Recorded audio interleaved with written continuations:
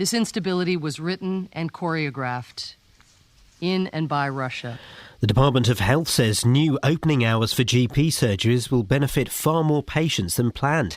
1,100 practices are getting funding to help people see a doctor outside normal working hours. But Dr Chan Nagpal from the Doctors' Union, the BMA, is worried about the changes. GP surgeries already are overstretched. It's quite difficult to get an appointment as quickly as we'd like to offer. This pilot doesn't actually address that issue. In fact, it's probably going to result in GPs providing care more thinly, 7 days a week. The right thing to do is for GPs to look after the illest patients, not being less available for them because they're actually trying to provide longer working hours. A 42-year-old man has died after collapsing at the finish line of the London Marathon. The runner was given medical attention immediately after finishing the race but died later in hospital. Nearly 7 in 10 school and college staff hide mental health issues from their employers, according to the Association of Teachers and Lecturers. The research suggests people working in education feel their job has had a negative impact on their mental health. Iain Duncan reports. The Education Union, the ATL, is calling for more to be done to ease the stigma surrounding mental health. It surveyed more than 900 teaching staff about their mental health and the reasons for any problems. More than half feel their job has had a negative impact on them, with 2/3 saying it affects their sleep pattern. The issue is due to be debated at the union's annual conference today. In sport, the Luton Town manager John Still says he'll look at what went wrong after the Hatters failed to win the conference title on Saturday. They lost 3-2 at home to Braintree. The weather will be dry today with long spells of sunshine. Top temperatures around 15 degrees Celsius. That's 59 degrees Fahrenheit. Get the latest news and sport online at bbc.co.uk/Three Counties.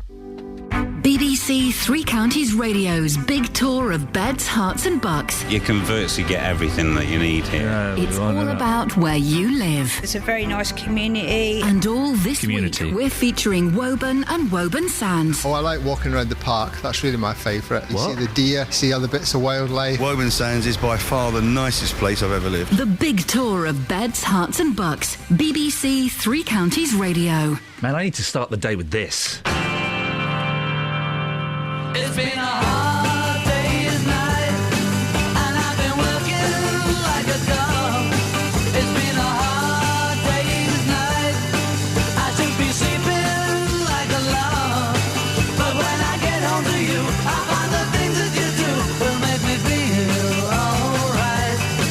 You know I work all day to get your money to buy a thing, and it's worth it just to hear you say you're gonna give me everything.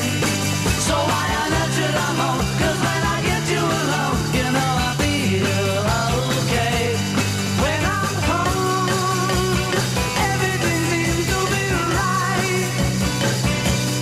When I'm home, feeling you holding me tight, tight, yeah. It's been a hard day's night, and I've been working like a dog. It's been a hard day's night, I should be sleeping like a log. But when I get home to you, I find the things that you do will make me feel alright.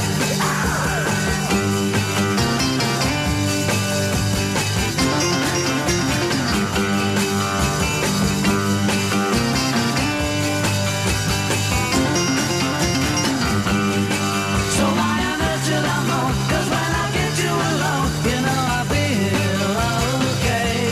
When I'm home, everything seems to be right. When I'm home, feeling you holding me tight, tight, yeah. It's been a hard day's night, and I've been working like a dog.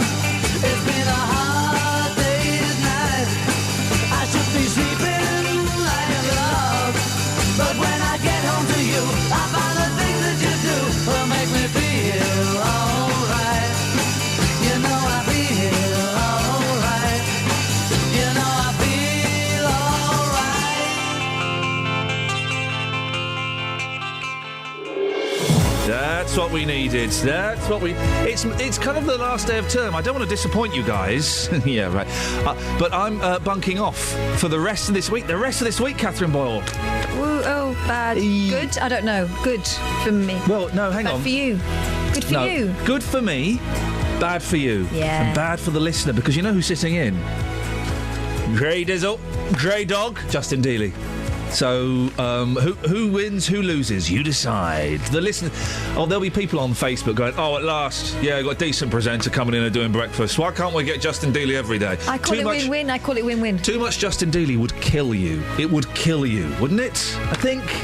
But he'll be sitting in for me tomorrow for the rest of the week, so don't panic. But today, lots coming up, including the M25 gets bigger.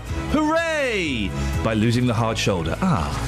Teachers speak up about mental health. Hooray! But only to each other. I'm reading this, by the way. Yep, read it nicely. Why? Because I wrote it for you. An eight... Well, you've missed out a word. I'll read it as it's written. And an 87-year-old... I'll read it as it's written. And 87-year-old from Bedford is the oldest woman to complete this year's London Marathon. Hooray! Just hooray! Across beds, hearts and bucks. This is BBC Three Counties It's a bit of glad news. Did anybody else... Do you remember that morning when Catherine Boyle wrote the menu and I read it in front of her and then she laughed at her own menu? Do you remember that? Do you remember when that happened? It was today. It's because you do it funny. Like... Now listen, we've got you in for a very serious story. Okay. Do you remember that day, Ben? Do you remember that day when... what happened? When Boyle came into my studio, came to my studio, and I read the menu, and she'd written it, and then we all heard her laughing at it at the end. Do you remember that? Do you remember that? Do you remember that? Yeah. That rings a bell. Yeah, it rings a bell. It's nice, that. Team Nigel. I'm so Team Nigel. Now, listen, we've got you in for a very serious story. From now on, if you break down on one particular stretch of the M25, you better be a good runner. I'm kidding, of course, but just because there's no hard shoulder between junctions 23 and 25 anymore, I'm certainly not suggesting you'd have to get out and leg it to safety if you broke down. Then again... Maybe you'd have to, because it's not going to be safe. You're not supposed to sit in your car, are you? When you're on the hard shoulder, you're not supposed to sit in your car in case a truck smashes into the back of it. But the thing is, you won't be on the hard shoulder. You'll be wherever you've broken down. Flippin' heck. But you better have a plan, because the Highways Agency is determined to turn hard shoulders into extra lanes across the country. Catherine Boyle has been looking into this. She's our highways correspondent. Catherine, what's the idea behind these changes, please? Well, in a couple of hours, you should be speaking to the Highways Agency. They are very excited about this because they think it is the future. They say the new lane system on the M25 is an attempt to push the roads into a more high-tech world while reducing congestion. The upgrade's part of their so-called smart motorway projects between junctions 23 and 27. And construction's already underway between junctions 25 and 27 with completion planned for this winter. Further section between junctions 5 and 6/7 on the M25 is set to open next month. Now, this marks a significant change, doesn't it, in motorway policy? That's right. There was a time when the Highways Agency would have just widened motorways to create an extra lane, but not anymore. No. Lack of money and opposition to more road building from environmental groups is what they're saying is the reason behind having to look at new ways to create extra capacity on our motorways. So now the Highways Agency is having to make the best use of existing space with technology, so these gantry signs, etc., controlling the flow of traffic. The idea has been tried out, but only at certain times on certain motorways. And there was a successful pilot scheme on the M42 in the West Midlands back in 2006. So is this thing where sometimes it's a hard shoulder, but sometimes it's a lane, or is it constantly a lane? Well, that's hard shoulder running, isn't it? Where it's established as a hard shoulder and they open it up. The Nigerian... They're not Nigerians, they're Jamaicans. Oh, a bit racist, isn't he? Apologies. Careful, so and don't mess with cool runnings. So that's hard shoulder runnings. So hard shoulder running is where they open up the hard shoulder occasionally to allow the flow of traffic. They do it on the M1. This way, it's almost the reverse. That's what it looks like, but obviously the Highways Agency will give you more details. The AA have got serious reservations about this scheme. What have they been saying? Yeah, they're concerned about what happens if you break down, obviously. That's their remit. That would be it. And other emergencies, if they take place in a lane that was once the hard shoulder, they say the changes between junctions 23 and 25 of the M25 should be treated with caution by drivers this morning. You know, stick to the speed limit, follow breakdown advice to the letter. The AA says that the distances between the new safety refuges, so they There will be somewhere to be able to get to, but it's how you get to it. The AA thinks they're too far apart and that there are too few overhead gantries for variable signs. We spoke to motorists at Toddington, what they thought about the idea. Here's what they told us. Yeah, go on. The concerns is if you break down anywhere that isn't close to the refuge area, it's extremely dangerous. You know, you hear so many accidents with trucks and things running into the back of cars that are on the already hard shoulder. You know, I can understand why they're doing it, to increase traffic flow, but the fact that the refugee areas are so far apart, that would be my biggest concern. I would be concerned about the fact that if you had an accident or broke down, there would be nowhere to go, and then you would be putting yourself more at risk. Motorways need the hard shoulder because it's not like a normal road where you can pull off, so I think it is a real big safety thing that anyone driving along a motorway needs. I don't think it's a very good idea at all, because the safety implications, they're not making a safety provision for us, which I think is really dangerous. Well, a few years ago I actually broke down and there was smoke coming out of my car and I couldn't move it. So I could go straight onto the hard shoulder and stop and phone the AA or whoever I was with. What would happen if you just broke down and your head gasket went and you weren't at a refuge? Well, we'll be putting that question, maybe not quite so specifically about gaskets and the like, but we'll put it to the Highway Agency later on. And also, I've got to refer you to a recent AA survey. Please We're going to be speaking to them in an hour. Yep. It backs up what motorists are saying there. The figures show that 63% of drivers will be very nervous about driving on a motorway with no hard shoulder. A further 77%, though, disagreed. I don't know how those figures work. But because those modern cars are more reliable, hard shoulders are not needed. Oh, a further 77% disagreed with the idea that because modern cars are more reliable, the hard shoulders are not needed. Right, I get that now. We'll be hearing from Paul Waters from the AA in the next hour of the programme, who hopefully will be a bit more clear than I am. A bit clearer. And that, yeah. Have you ever used one of those phones on the motorway? No. Who do you speak to? Who's at the end of it? Isn't it highways? I've got no idea. 08459 455 555. Ever used? I saw someone strolling down to one of those phones the other day. Why? Surely we've all got mobile phones. Well, if you're anything like me, you've left it at home. It's in the bottom of your handbag somewhere else, yes, or you've run out of battery. It's often in the bottom of my handbag. I have only broken down on the motorway, let me think, once, and then I've had to stop once to allow my eldest to get out and have a wee. Right. Tough times. Tough times. I broke down. I didn't really break down. I didn't put enough petrol in my car. That is the most embarrassing reason for calling out the fourth emergency service, isn't it? Do you know what? I ran out of petrol in my car 3 times in one weekend. In one weekend? You've got to learn how to judge it. I broke down on the A505 just outside the window. No. You can imagine. Yeah. Had to ring work. Well, they'll come and laugh Yeah, I'm going to be a bit late in. If you look out the window, you'll see why. And they did. They all pointed and stared and laughed.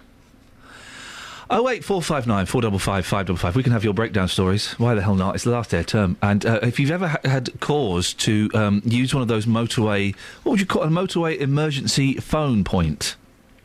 Yeah, I'm sure it has a snappier name, but one of those phones. Emergency motorway, an EMPP, that'll do. EMPP. If you've ever used an EMPP, who did you speak to at the end? Can I just say as well, if you do break down and you pull onto the hard shoulder, that isn't home, that isn't safe base. You've got to get out of your car. The number of times I see people sitting in there. They say that, and they do say that, and that's the advice. Follow that advice. Get up the verge. Behind the barrier. But what if I'm coming in at 4:30 in the morning and it is flipping cold? I don't want to sit on a dark, cold verge. You should have a blanket in the back of your car.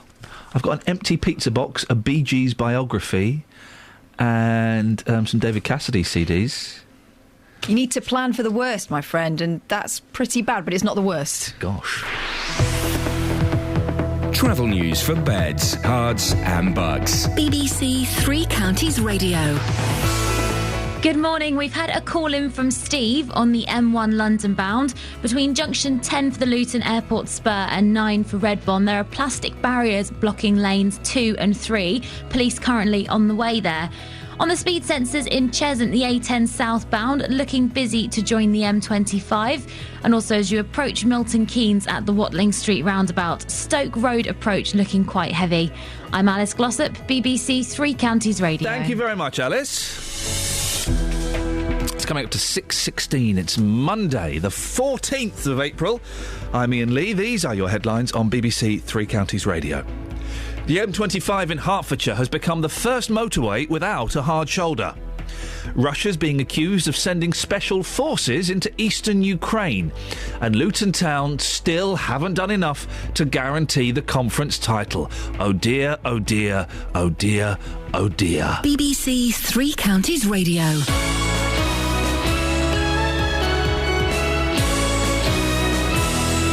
Now, how about a little murder?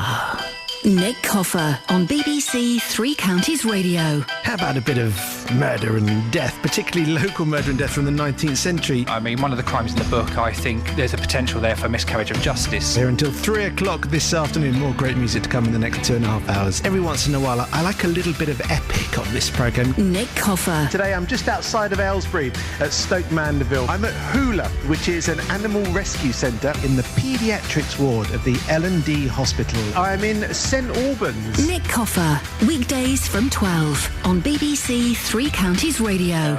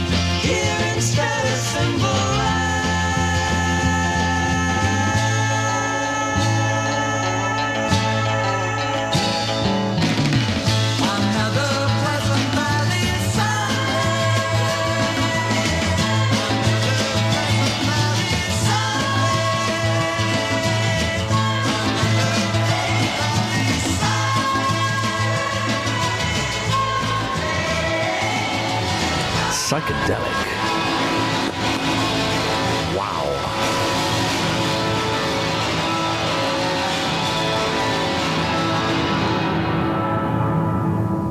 That's the single mix, which is significantly different to the album mix. Fact fans. Morning, this is Iain Lee, BBC Three Counties Radio, 08459 455 555. Now, the Association of Teachers and Lecturers starts its annual conference this morning, discussing, amongst other things, the impact a job in education can have on your mental health. According to their research, more than 50% of staff feel their work has a negative effect on their mental well-being, and almost 7 in 10 are hiding mental health problems from their bosses. Well, I'm joined now by Dr. Wanda Verporska, who is the ATL's Equalities Officer. Good morning, Wanda. Good morning. The taboo surrounding mental health isn't one that just affects this line of work, is it? I mean, I would imagine lots of people in different professions don't want to tell their boss that they have a mental illness. Yeah, I mean, I think the problem is there's a lot of stigma around mental health issues, and people, as you say, are very reluctant to speak about it. However, we are doing what we can to raise awareness of it through, obviously, the debate that we're having at conference, so that we can try and bring it out in the open and try and do something to remove the stigma. So what exactly is the debate that's happening? Well, our members each year debate issues that they feel are the prevalent issues in education, so that it then becomes our union's policy. So today we are, among many other things, looking at the pressures that education staff are under and what they want the union to do about it, basically. And how do these pressures affect your members' mental health? What kind of things are you hearing? Well, the main issues are really around heavy workloads. I mean, we had a report that said that teachers are doing over 60 hours a week regularly. And obviously they have lots of deadlines, lots of inspections. Sometimes they don't feel that their heads are giving them enough time to do the work that they have. And we have a government that's constantly changing education. It changes the curriculum, it changes terms and conditions of what's happening in education. And so education staff have to keep up the whole time, in addition to doing their job and doing what they do best in the classroom. OK, so those are the pressures, but what impacts mentally are they having on your members? It's causing members to have very high stress levels, things like disturbed sleep patterns, exhaustion, anxiety, depression, and it can even affect mood or appetite. I mean, these are the things that they're telling us. There might be some people, Wanda, who say, tough, welcome to the real world. What would your reaction be to that? Well, I think anybody who's been in the classroom, and I think lots of parents out there and people who have children are aware that, you know, teaching is the real world. It is very much the real world, and all of the issues that are in society are in a microcosm in the classroom. So teachers and education staff are dealing with that all of the time. But there are people who would say, well, that's the world of work these days, isn't it? Feeling stressed and sleep being interrupted. Well, I don't think, to be honest, I don't think that's a good enough answer, so to say, because I think if this is the case, and it is in many professions, we know that, then more should be done about this, and more should be done to tackle it, because this is a ticking time bomb in terms of our society, in terms of individuals, and the impact that that's going to have on a wider level. What should be done then to tackle it? Well, we think the first things we can do are raise awareness so that people feel comfortable talking about different mental health issues, because we can see from the survey that two-thirds of people aren't reporting this at work, and obviously this can lead to other problems. So we want to raise awareness. As a union, we have reps who are trained in these issues, who can help people on the ground, as do other unions, and that's what we can do, basically, provide a friendly ear, practical advice and help, and encourage people to talk about their mental health issues, and to go to the appropriate people for help after that. Should parents be concerned that so many teachers are claiming they have mental health issues? I think that parents understand the pressures that teachers are at, and they very often comment on that, and they see that because they see teachers very often and other education staff as well. And I think, you know, they're as concerned as anyone else is. But should they be concerned, not necessarily about the teachers, about their children and the impact that the mental health is having on their children?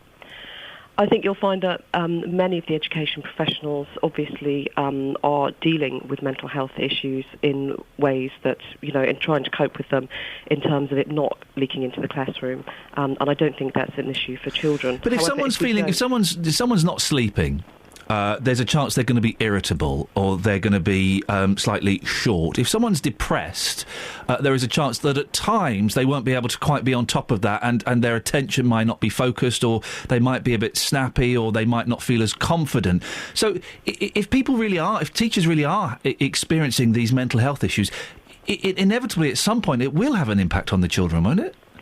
I think it may have an impact on their work. I think that teachers, by and large, are very experienced professionals who are able and do this every day to go into the classroom and to present a professional face.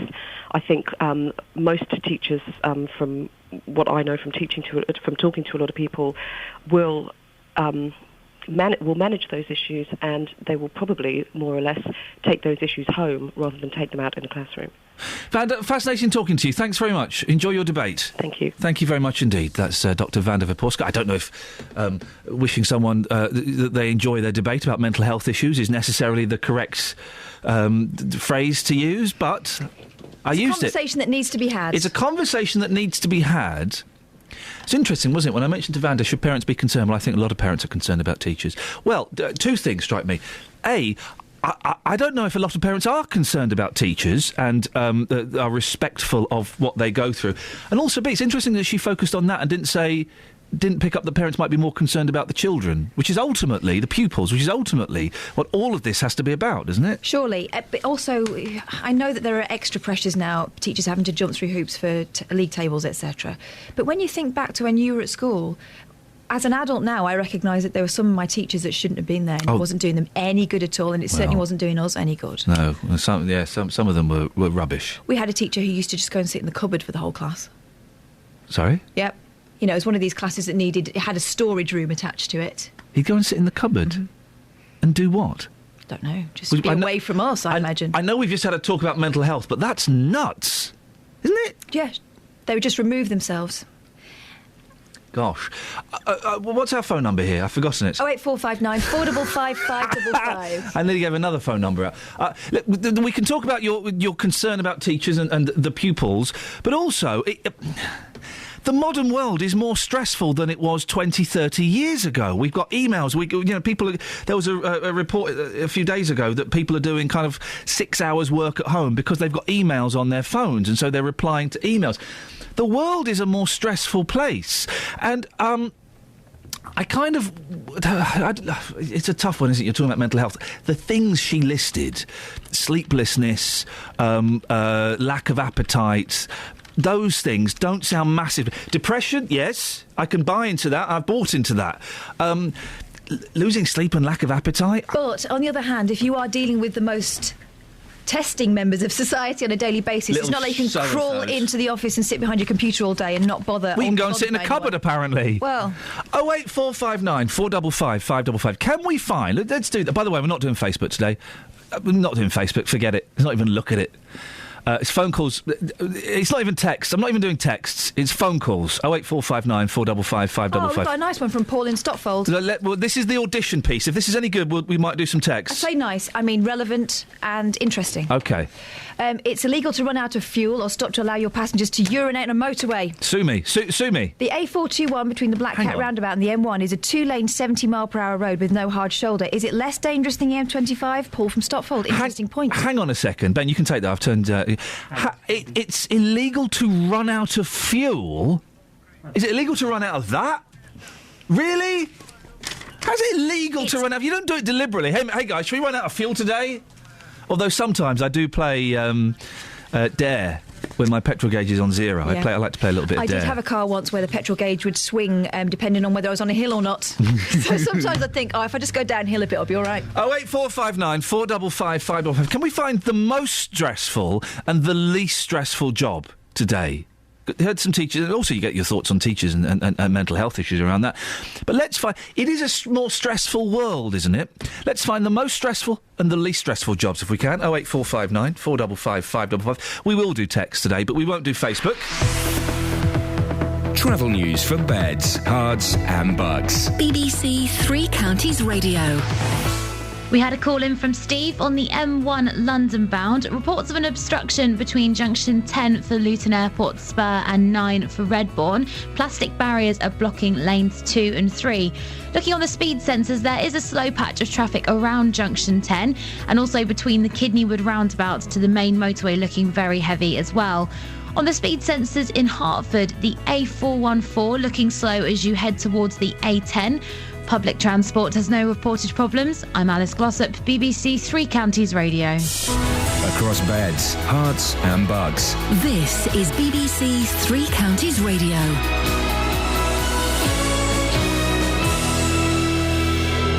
6:30, I'm Lee Agnew. The headlines: a section of the M25 in Hertfordshire has become the first motorway in the UK without a hard shoulder.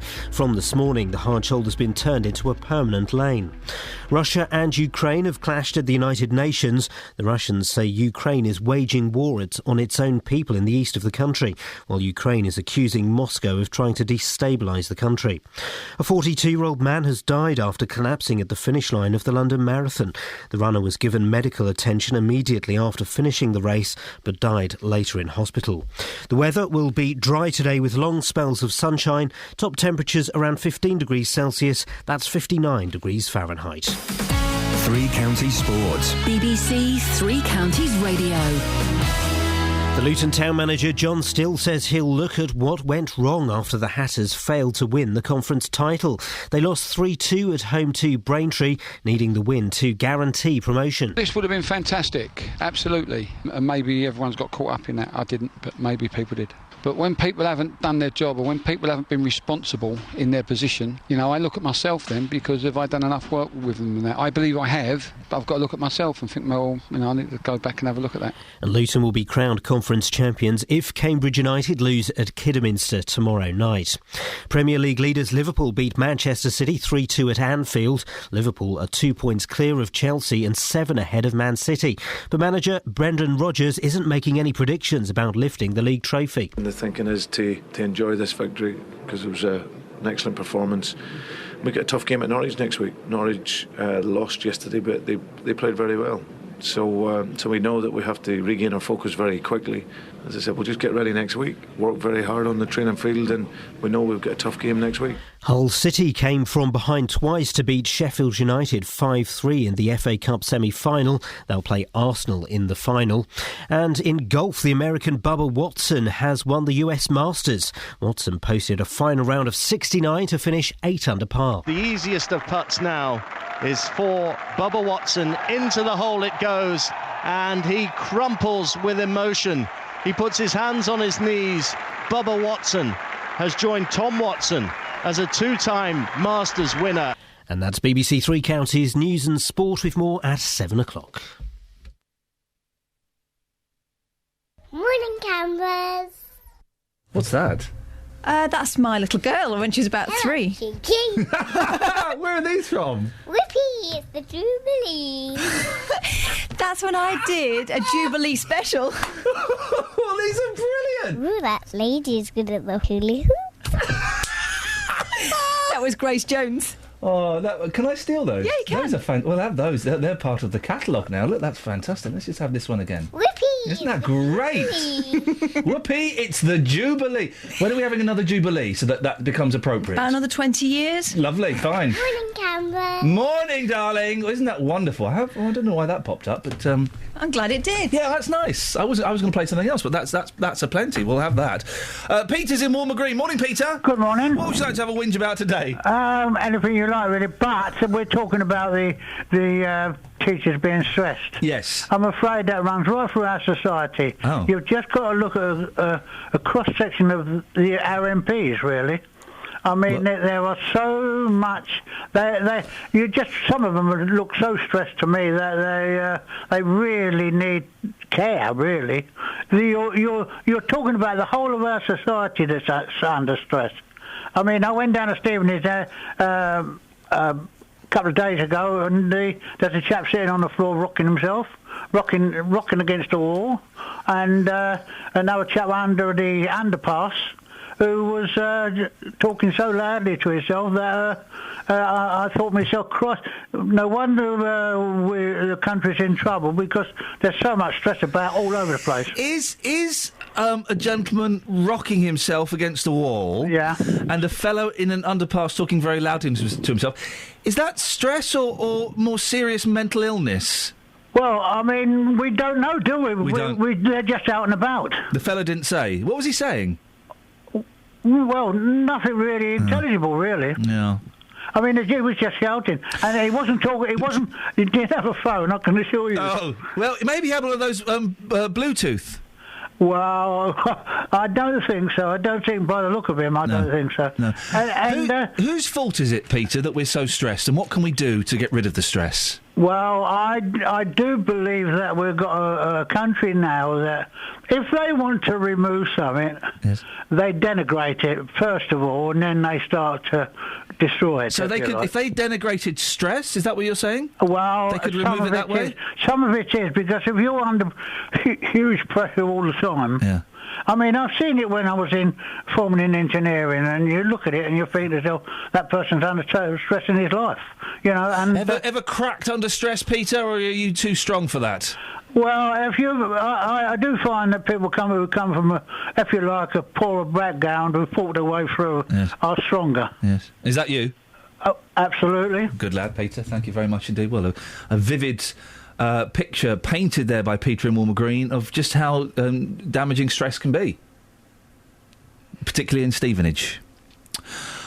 08459. You right, Kath? Got something in your eye.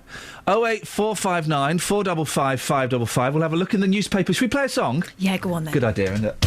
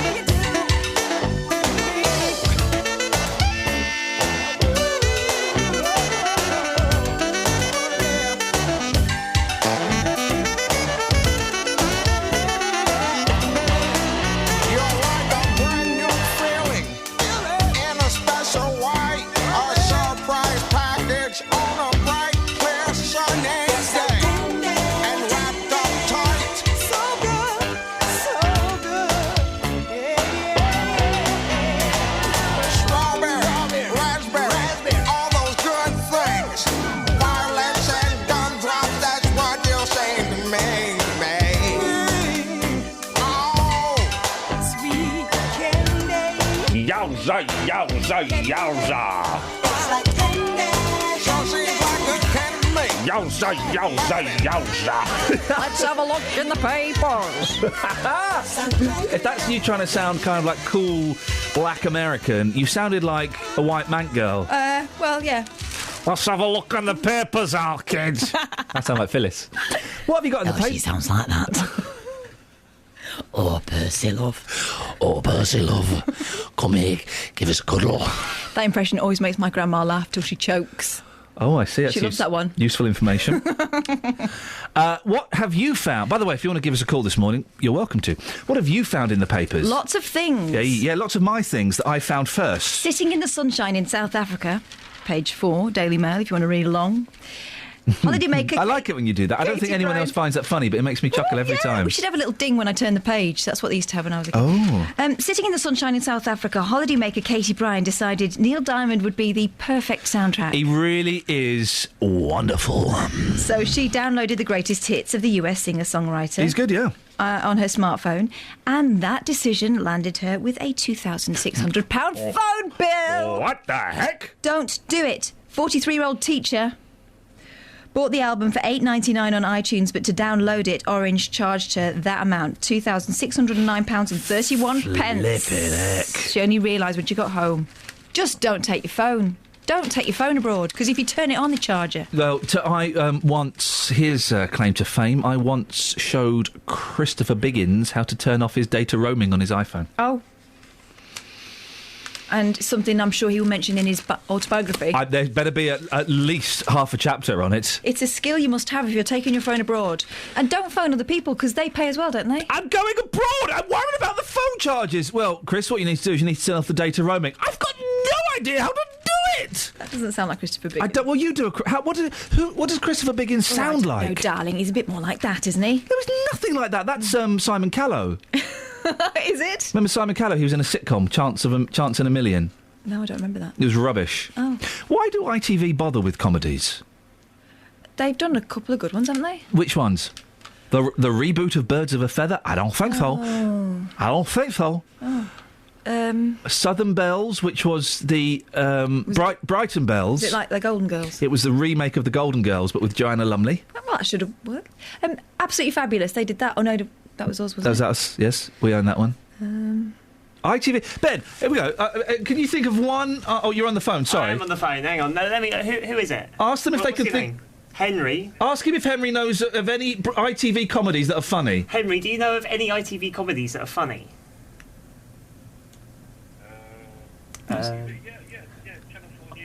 Channel 4 News. Well, that's all right. Okay. Hang on a second. Not today, Jeffrey. Nice try, sunshine. We can hear we can hear his dulcets knobbery through the intercom. Can't say that. Can you not say that? Okay. We knew it was him. There's a brilliant picture of a car that drove off a cliff. 80 foot. He's alive. The fella's alive. How did this happen? Driver is unhurt as car falls 80 foot. Then he jokes, Red Bull gave me wings. Oh, hang on. A motorist survived an 80-foot cliff plunge into the sea in his car, then joked the Red Bull he had drunk made him fly. He laughed with rescuers when they asked if he'd been drinking. The 33-year-old told them he had only been swigging the energy drink. His only injury was a broken arm. He is believed to have lost control on the cliff-top road and careered over the edge. Flippin' heck. 80 foot he dropped. It would be exciting. What, to go over a cliff and survive? Thelma and Louise style. You can't count on surviving, that's the problem, so it probably takes away from the enjoyment. He's in what's he in? He's in like a posh car. Yeah. And they were in an open top, if I remember correctly. Which is, yeah, unless you've got a helmet, that's probably not something you should be doing. No, but they certainly weren't wearing it. I think one of them had a scarf around her head. It's not going to protect your cranium. No, it's not going to protect your cranium. Give us one more, Catherine. Mothers don't feel guilty about going to work. Poll finds those with jobs are actually happier. There's a surprise. A new study, this is from Mumsnet, said that mums with jobs were found to be more content, and those that stayed at home felt that it was tougher than going out to work, and that they didn't feel valued by others, and that they feared overindulging their children because they were at home. And your comment on that is? I'd always like to have a comment. What was your comment? Seems fair enough. Nice one. Travel news for beds, cards and bugs. BBC Three Counties Radio. The M1 London bound looking slow between junction 11 for Dunstable and 10 for the Luton Airport Spur Road. Also in Dunstable on the speed sensors, the A5 northbound busy around Luton Road. And in Hertford, we've got delays on the A414 as you leave the centre of town at the A10 junction. Public transport has no reported problems. I'm Alice Glossop, BBC Three Counties Radio. Thanks very much. 6:45. It's Monday, the 14th of April. I'm Iain Lee. These are your headlines on BBC Three Counties Radio. The M25 in Hertfordshire has become the first motorway without a hard shoulder. Russia's being accused of sending special forces into eastern Ukraine. And Luton Town still haven't done enough to guarantee the conference title. Oh dear. Let's get the weather with Elizabeth. Beds, Herts and Bucks weather. BBC Three Counties Radio. Good morning. It's going to be another lovely day again today. Lots of sunshine around, warm, dry and sunny. Very warm in the sunshine, in fact, and the UV levels are really quite high at the moment. So you may want to take a bit of extra care in the sunshine perhaps today. There will be lots of it around today. Lovely bright start. We're starting off the day between 6 and 8 degrees on the whole. There's a bit of a northwesterly breeze around at the moment. That will ease down into the afternoon, and there will be a bit more in the way of cloud, I think, some more like sunny spells through the middle part of the day and into the afternoon. So a bit more cloud around than there was yesterday. The breeze easing down for this evening and overnight. We're looking at daytime temperatures hitting 14 or 15 Celsius, 59 in Fahrenheit. Overnight tonight, there will be a touch of grass frost and even a bit of air frost around as well, so gardeners beware. A colder start to the day tomorrow, but again, lots of sunshine around. In fact, in the lead up to Easter weekend, it's looking pretty nice most days, with top temperatures around 18 or even 19 Celsius by the end of the working week. That's the forecast. We went to... Guess where we went on Sunday? The zoo. No. The park. No. Well, yeah, but that's not it. You'll never guess. The castle. Nope. The ducks. Nope. The museum. Nope. Ben, have a guess where I went at the weekend with my kids. You'll never guess. Toy shop. No. No. No. News agent. No. Where then? Hot air balloon ride. No. Where? Church. Really? Oh. Yeah. Oh, there's a little bit left field. Yeah. Went to church. What did you do there? Prayed to Jesus. Oh, okay. It's really boring. It was really boring. We went because it's Palm Sunday. I don't even know what that means. And it's when Jesus rode into Jerusalem on the back of a donkey and people laid palms at his feet because they recognised him as the King of the Jews. Oh, I've completely misunderstood the point of it. Anyway, we went... Thought, take the boys... It's the start of his downfall. Exactly. He attracted the wrong kind of attention. We went, took the boys, thought it'd be nice, it'd be nice. Yeah. It's really boring. You know what's wrong with you? Yeah. Well, many things. Yeah. But mostly you expect constant stimulation. I was hoping I'd be stimulated in the church, and I've got to say, it was really an unstimulating 35 minutes we stayed in there. Embrace the silence and serenity. That's what you've got to do. There were only about 30... Big church. Church where I got married, actually. There were only about 13 other people in there. And just, listen, I know what you need to do, Christians. Got to sex it up a bit. Got to make it a little bit funky. A bit dull. Okay. Yeah? I'm sure the General Synod is taking notes. Good. BBC Three Counties Radio's big tour of beds, Herts and Bucks. Oh, I like walking around the park. That's really my favourite. See the deer, see other bits of wildlife. Inviting everyone to where you live. It's a vibrant high street, which is a great asset to the community. And all this week, we're featuring Woburn and Woburn Sands. I was born and raised in the village. It's a really lovely place to come and visit. Everyone is friendly. If you've got a story everyone should hear about, let us tell them about it. It's just my local centre, really. Woburn Sands is by far the nicest place I've ever lived. The big tour of beds, Herts and Bucks. It's a friendly, relaxed place to come and live with all the facilities that you might need. BBC Three Counties Radio.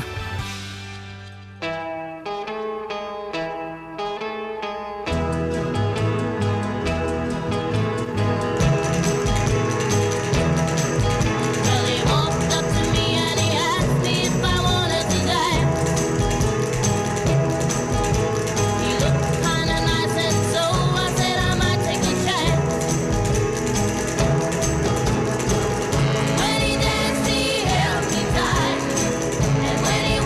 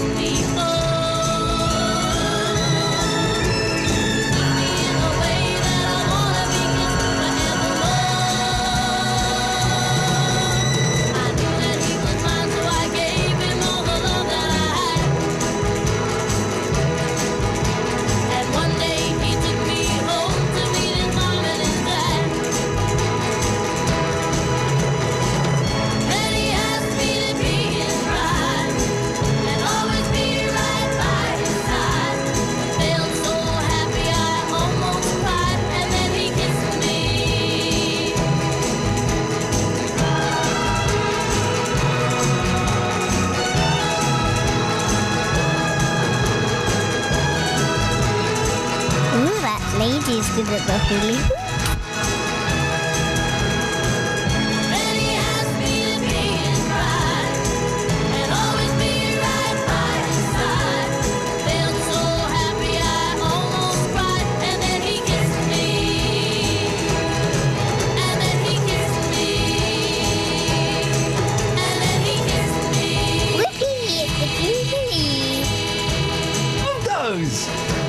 Of that. I don't know why they popped up on my screen, but boy, I'm glad they did.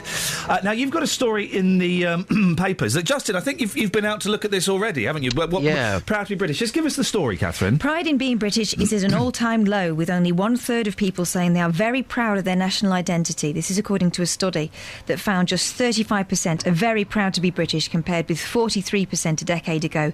Nearly half said they were somewhat proud. Are you proud to be British, Catherine? Yeah. I don't think about it on a day-to-day basis. When I go abroad, then I am. Justin, I'm guessing the answer from you is a big resounding yes. It is actually, yes, but in the last few years I don't feel as proud to be British because I think, there is this negative attitude. But Catherine, can I ask you, before we go into this piece from the streets this morning, why do you feel proud to be British?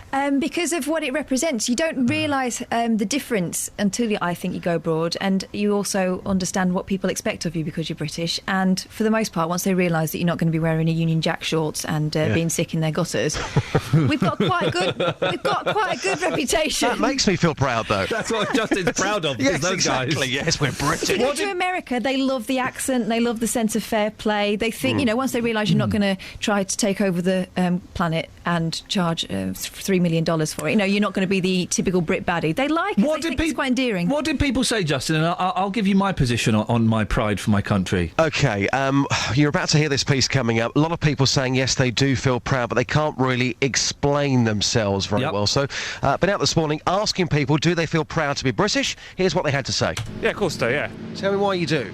Well, because, pretty, isn't it? Well, come on, what's the best thing about living in this country? What makes you proud to be British? It's nice to live here, isn't it? Eddie, be honest, do you feel proud to be British? Of course I do, yeah. Well, this is the best country in the world as far as I'm concerned. What's the best thing about this country? Why is it so good? Oh, I love this country. Tell me the best thing about this country, come on. The best thing about it is British. It's British. I love it, Apart from stating the obvious, that we're British, is there one thing that you think is absolutely fantastic about this country? There's got to be one thing, surely. No, I can't think of it offhand. So how can you be that proud to be British, then? I'm just proud to be British, I just love the place, I wouldn't live any other country. I'll tell you what, this Sunday, you, me and a roast dinner. How does that sound? That's good to me, yeah. That's right. Listen, have a good week. Take care. Right, OK, mate. Cheers. Bye. Cheers. Survey out today, sir, that says that being proud to be British is at an all-time low. Yeah. I just want to know, do you feel proud to be British? I am proud to be British, yes. Tell me why. Because I just like the British way of life. But I do find that it's being undermined, and a lot of the time it's because of politicians and all their politically correctness, which I think has gone too far. So take the politicians out of the way, this country is perfect apart from them? Well, sort of. There are a few other things that have got to be sorted out. I mean, it's all very well said about our heritage and that, but one of the things that annoys me is that you've got a drastic shortage of social housing. So when they talk about our history and our heritage, that's a bit daft when you've got people who haven't got a decent home. No, not really. Not at the moment, no. Tell me why. Because immigration, there's too much of it. So if that was sorted out, in your opinion, would you then feel proud to be British? Yes, I would, yes. I mean, when was the last time you did feel proud? A long time ago. Can't remember. What, 20, 30 years ago? Yeah, about 20 years ago. A lot of people there, saying they're proud to be British, but then they can't define it, which to me, with the greatest of respect to those people, it's a little bit nonsensical. Absolutely, exactly what I said before this piece. Yes, people say, yes, I'm proud to be British. Of course I am. Well, what's so good? Well, it's British. Well, you need a better reason than to say it's British or I like the place. If you're proud to be British, tell us why you're so proud. You must have one reason. You must have, surely. I'm not proud to be British. But you're not ashamed of being British. I feel nothing about, and we'll get loads of people on the internet. Oh, send him, go and live in Russia, then, you communist, or go and whatever. Why should I be proud that my mum and dad had sex in this country and they conceived me in this country? Why should I be proud of coincidence and luck? Well, I don't get it. I'm not proud. What proud of? Do you know what the thing is? This country is so old. We're so secure that people don't flag wave. If you went to America, they've all got a flag outside because they feel less secure in their history. Really? Do you think that's the reason that Americans flag wave? Because of their they're still defining themselves. I just don't get why. What am I supposed to be proud of, just? OK, lots of things in this country.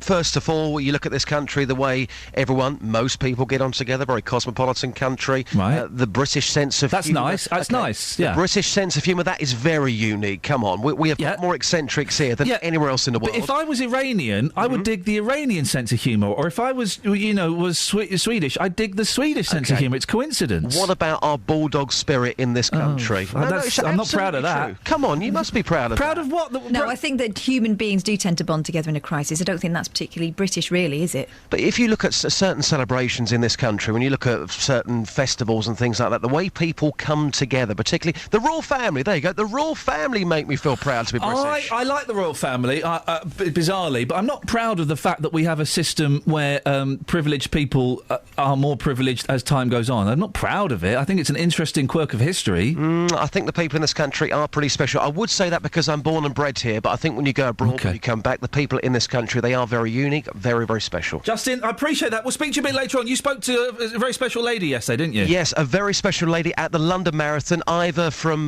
Bedford. She is 86 and she ran walked the London Marathon yesterday. Don't do her down.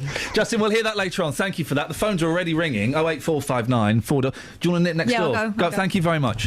08459 455 555. Are you proud to be British? If so, why? Can you define why? Or do you agree with me? And there'll be people who'll be hating me. I've had so much abuse over the weekend from feminists, I'll tell you that later on, and pro and anti-homeopathy people. I don't care anymore. I'm not proud to be British. I'm not disproud, whatever the opposite of proud, ashamed, that's it, isn't it? I'm not ashamed to be British. Sometimes I am.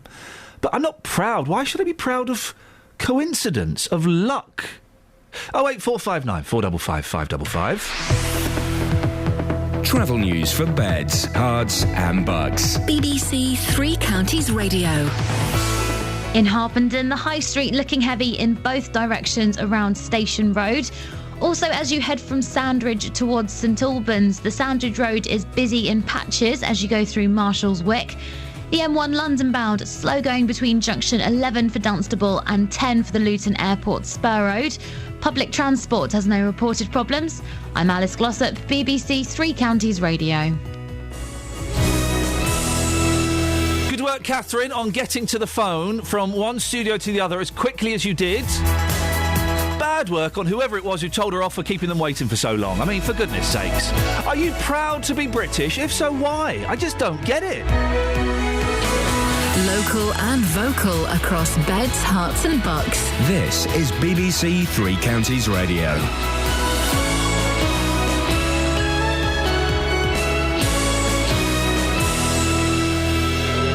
It's 7 o'clock. I'm Lee Agnew. The headlines: hard shoulder removed from the M25, Russia accused of sending more troops into Ukraine, and GP surgeries to open for longer. BBC Three Counties Radio. The M25 in Hertfordshire has become the first motorway in the country without a hard shoulder. The Highways Agency has made the changes between junctions 23 and 25 to reduce congestion. Drivers at Toddington services think it's a bad idea. If you break down anywhere that isn't close to the refuge area, it's extremely dangerous. I would be concerned about the fact that if you had an accident or broke down, there would be nowhere to go, and then you would be putting yourself more at risk. Motorways need the hard shoulder because it's not like a normal road where you can pull off. Ukraine has accused Russia of supporting terrorists inside the country. Armed pro-Russian groups remain in control of public buildings in eastern Ukraine. The UK Ambassador Sir Mark Lyle-Grant says the Russians are orchestrating a campaign to destabilise Ukraine. Russia is seeking to impose its will on the people of Ukraine using misinformation, intimidation and aggression. Tactics drawn from the darkest days of the last century. This is completely unacceptable. The Ukrainian people have the right to determine their own future, free from Russian interference. The Department of Health says new opening hours for GP surgeries will benefit far more patients than planned. 1,100 practices are getting funding to help people see a doctor outside normal working hours. Sarah Cousins, who has often taken her 6-month-old daughter to a walk-in centre, is welcoming the idea. I think it's great because obviously children tend to get ill at sort of a drop of a hat. You know, 1 minute they can be fine, the next minute they can have a temperature. So to have it 7 days a week, 24 hours, to be able to just come along and get reassurance that they are okay, it would be great. And obviously people do work a lot, so to have weekend appointments would be fantastic, really. A 42-year-old man has died after collapsing at the finish line of the London Marathon. The runner was given medical attention immediately after finishing the race but died later in hospital. Many school and college staff hide mental health issues from their employers, according to the Association of Teachers and Lecturers. A survey suggests 7 out of 10 people working in education feel their job is impacting on their health. Wanda Viporska from the ATL says teachers are facing growing levels of stress. We had a report that said that teachers are doing over 60 hours a week regularly. And obviously they have lots of deadlines, lots of inspections. Sometimes they don't feel that their heads are giving them enough time to do the work that they have. In sport, the Luton Town manager John Still says he'll look at what went wrong after the Hatters failed to win the conference title on Saturday. They lost 3-2 at home to Braintree. The weather will be dry today with long spells of sunshine. Top temperatures around 15 degrees Celsius. That's 59 degrees Fahrenheit. Get the latest news and sport online at bbc.co.uk/Three Counties. Hello, Cheeky. BBC Three Counties Radio's big tour of beds, hearts and bucks. A lot of people have lived here for a long time. Families know each other. A lot of people are related to each other. All this week, we're featuring Woburn and Woburn Sands. And Woburn Sands, thankfully, even in these days, has a vibrant and thriving high street. It's all about where you live. It's just my local centre, really. The big tour. BBC Three Counties Radio.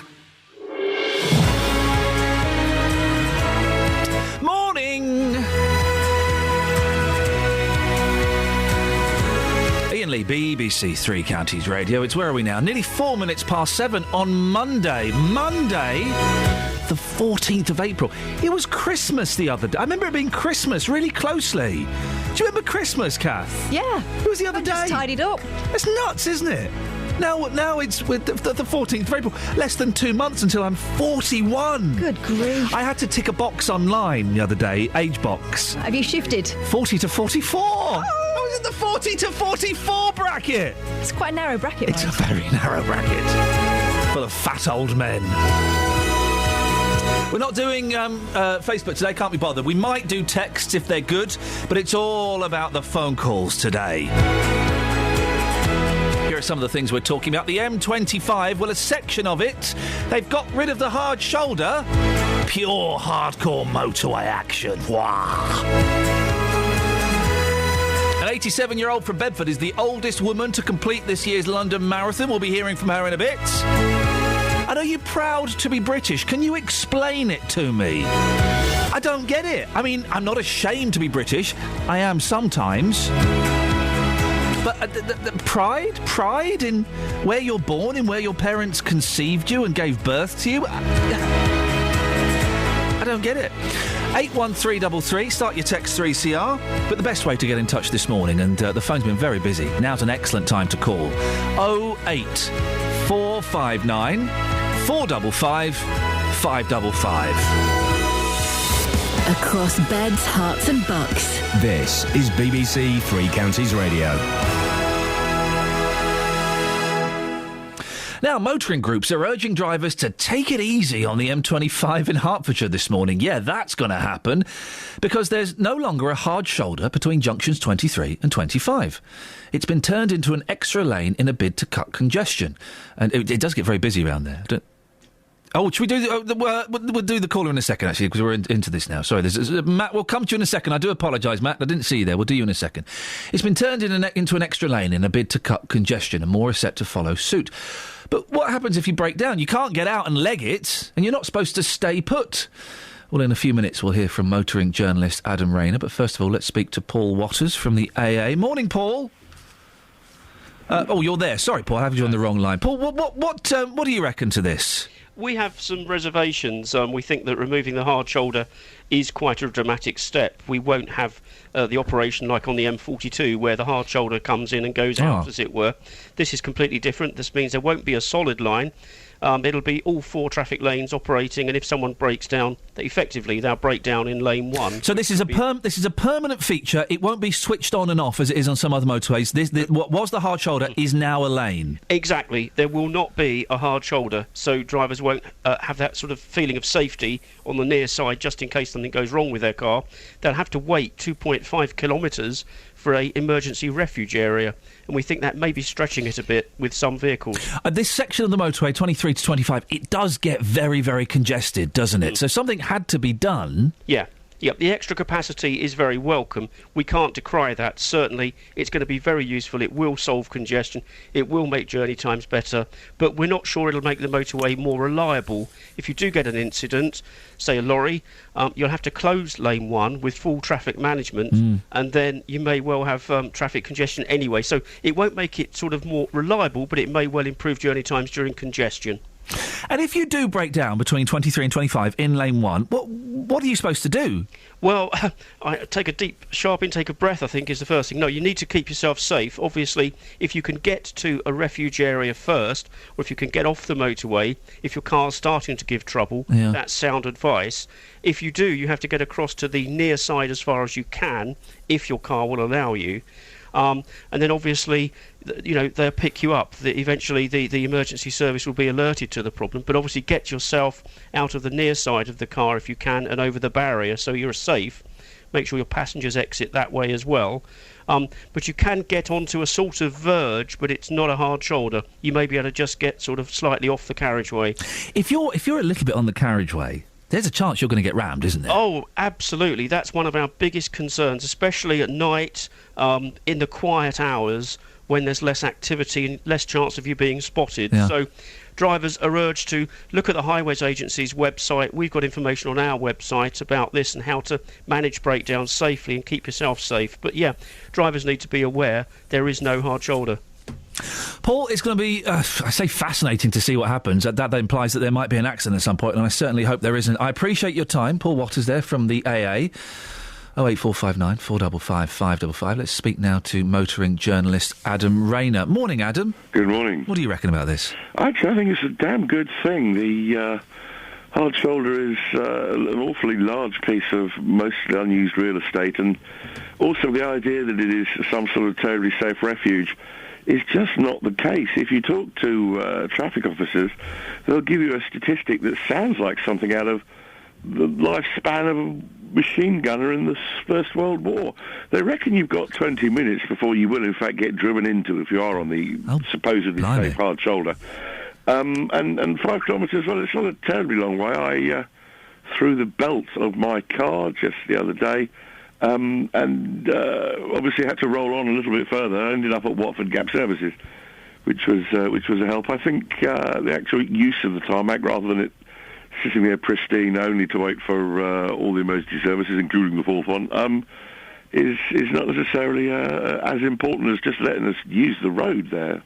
And it does get very I know that stretch of the motorway very well, 23 to 25 on the M25. It does get very congested, but I've also broken down, Adam, and my car has. I've had an experience where my car just cut out, and I managed to get to the hard shoulder. I couldn't have got any further. And if that isn't a hard shoulder, if it's now a lane, that does make it more dangerous, not just for me, but for everyone else on the road, doesn't it? Oh, it does, yes. And that said, the motorway itself is just so much an issue of whether or not people are paying attention. And again, just... And they don't, do they? We know they don't. Well, absolutely not. The nastiest thing ever witnessed was an accident developing behind me just as I was going up the motorway again quite recently. And it's just horrible, what can occur there. But nevertheless, I can't see this as a bad thing, because this is not going to be a terribly fast piece of road. It's not being ignored. It's going to be one of the most surveilled bits of tarmac or concrete anywhere. they're going to be watching us. Could they not have done what they've done in other stretches of motorway? You can turn the hard shoulder on and off, can't you? So could they not have done that? So if there is an accident or there is a breakdown, they could convert it back to a hard shoulder using the signs. Oh, absolutely. The M42 that the chap from the AA was referring to actually makes our M25 look like we don't really have an issue, which is quite incredible. But nevertheless, there's nothing to stop that bit of tech being added later. There are. It's not that difficult to actually build a gantry and throw more signs up. And adding cameras and adding more surveillance and so forth, or even just to the point where you get a red or a red cross or a little tick or an arrow, basically moving traffic around or telling them where they can and can't actually use the lanes, is something that could be added. In the meanwhile, this is practical. This doesn't mean we're looking at years of flaming bollards yet again, because it's never been ever finished, that road. This strikes me as a bit of practical sense. Adam, one last question before I let you go, and this is going to make me sound like an idiot, but I need to come out. On the motorway, what's the outside lane and what's the inside lane? I don't know. Well, the proper term is just give it a number: lane 1, lane 2, lane 3.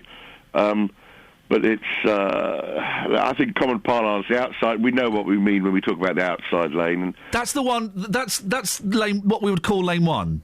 That's what I'd call lane 3. I'm probably going to find out I'm in terrible trouble.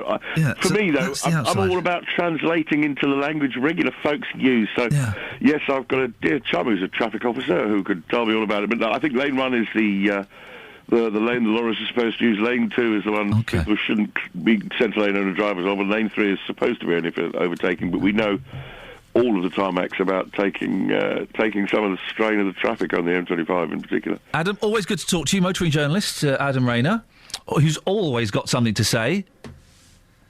He couldn't answer the question, could he? I don't know what the inside lane is, the outside. People say, "Oh, let's go to the outside." I don't know what the difference. I don't know what they are. To me, the inside lane would be the lane, what we call the fast lane, because that's the inside of the motorway. That you're inside the motorway. No, the outside is supposed to be sticking to the left. That's the leftist you can go. Yeah. So that's the inside. But why is that? But it's not inside the motorway. It's outside the motorway. Yeah, but you're just taking it in one road. You're not taking the whole both ways into consideration. Oh, it's just one direction. What? So the inside is the... Stop trying to sneak in your favourite boy bands, Ben. You've been doing all morning, for goodness sakes.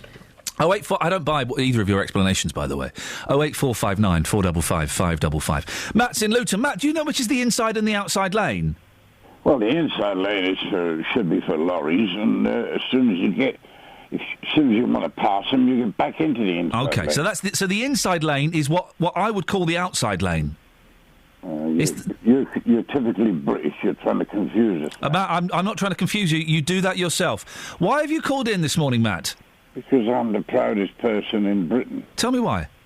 Because we live in the greatest country in the world. Come on. Do tell me why. Give me some examples of what we have that's great. We've got a great police force. Well, hang on. A great royal family. Every country in the world wants a royal family. Well, Russia doesn't. But you say we've got We're not interested in Russia. You say we've got a great police force. We've just commemorated, I think, is it 25 years since Hillsborough?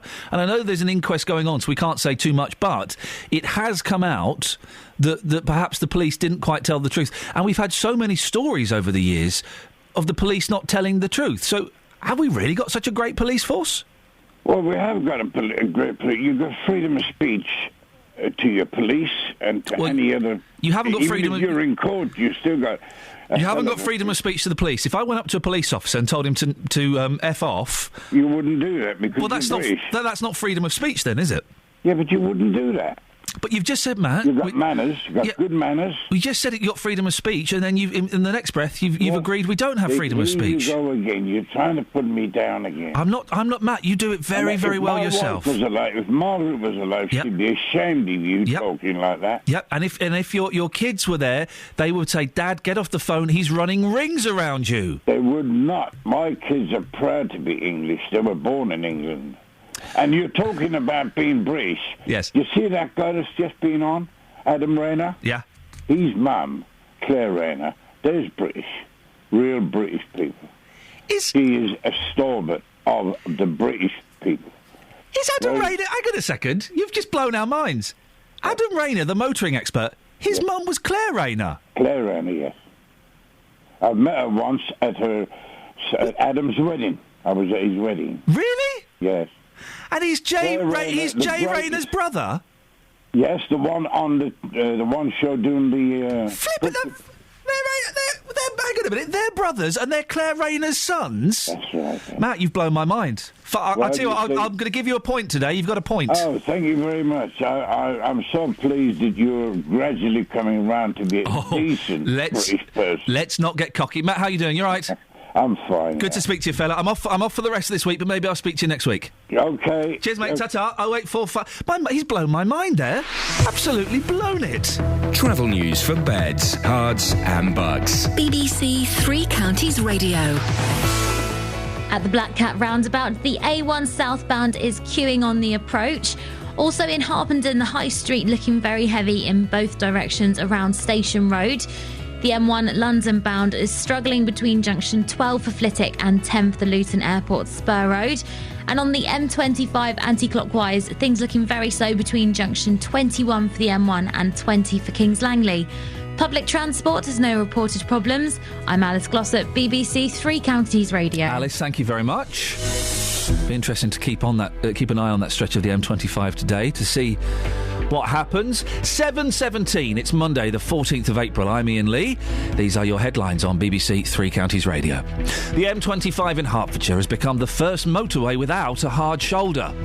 GP surgeries are to stay open for longer, and Luton Town still hasn't done enough to guarantee the conference title, and there's a strong chance they may not. The weather today, dry with long spells of sunshine. If you want to give us a call about motorways and also about being proud to be British, I just don't get it. 08459 455 555. BBC Three Counties Radio.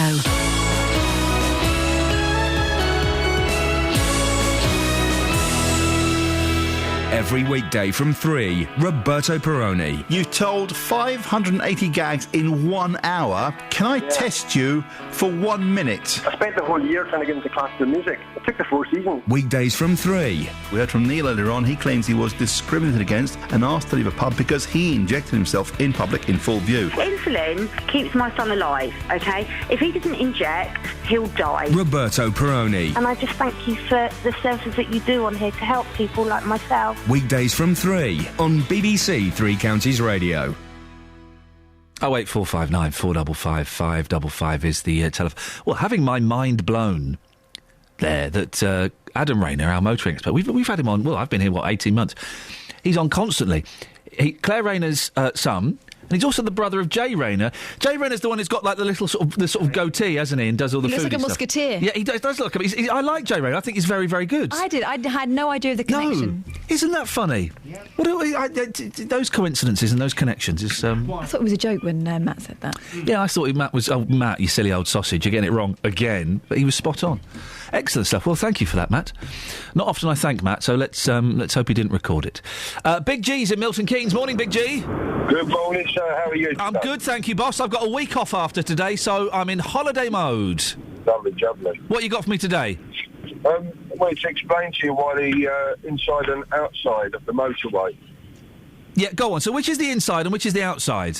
The inside is lane 1. The outside is lane 3. But but lane 3 is inside. It's in the centre of the motorway. The motorway, yeah, but you're looking at both ways. There's 6 lanes on normally. I like to look at both ways. Yes. Yeah, you're not supposed to. Certainly did in college, anyway. One direction. Sorry. You only pay attention. You're only going in one direction. Everyone's obsessed with the boys from One Direction. What, Liam is one of them called Liam? Liam Dutton? No, he's the weatherman, isn't he? No, you got me there. I wouldn't know. It's not my cup of tea. Okay. But it's because when you overtake, you move out to overtake. Okay. Okay. Yes. And when you finish overtaking, you move back in. Yeah, that makes sense. Yeah. And another misconception is, do you know why the slip road, where you join a motorway, is called a slip road? Because you slip on and off, like a pair of socks or a stocking. You're supposed to slip into the traffic. The traffic on the motorway has right of way over those joining. Oh. and it is for the person that is joining the motorway to build their speed up whilst watching the traffic already on the motorway. I was on the M40 this weekend, coming back from Birmingham, and I stopped at a service station to have a little doze. I was tired, and I pulled over and had a doze. And as I was getting back onto the M40, the old fella in the car in front of me, he was doing about 25 miles an hour to try and join the motorway. And I'm thinking, we'll never get on at this rate. Not good, mate, yeah. If someone's doing that in front of you, you need to slow right down, let them sort themselves out. Yeah. You can build up to the right speed to slip into the motorway. Big G, thank you very much. I've got to move on because I've got a few more voices to get on. Rick's on the line. Morning, Rick. Good morning. Rick, what would you like to say? Regarding your motorways, about lane discipline and which is the... which is lane 1, which is lane 2 or 3. Lane 1 is obviously the near side lane, which is your driving lane. It's not a lorry lane. The highway code quotes it as being the lane that you travel in, and the other 2 lanes or 3 lanes, it depends on the case of how many there are your overtaking lanes. Why?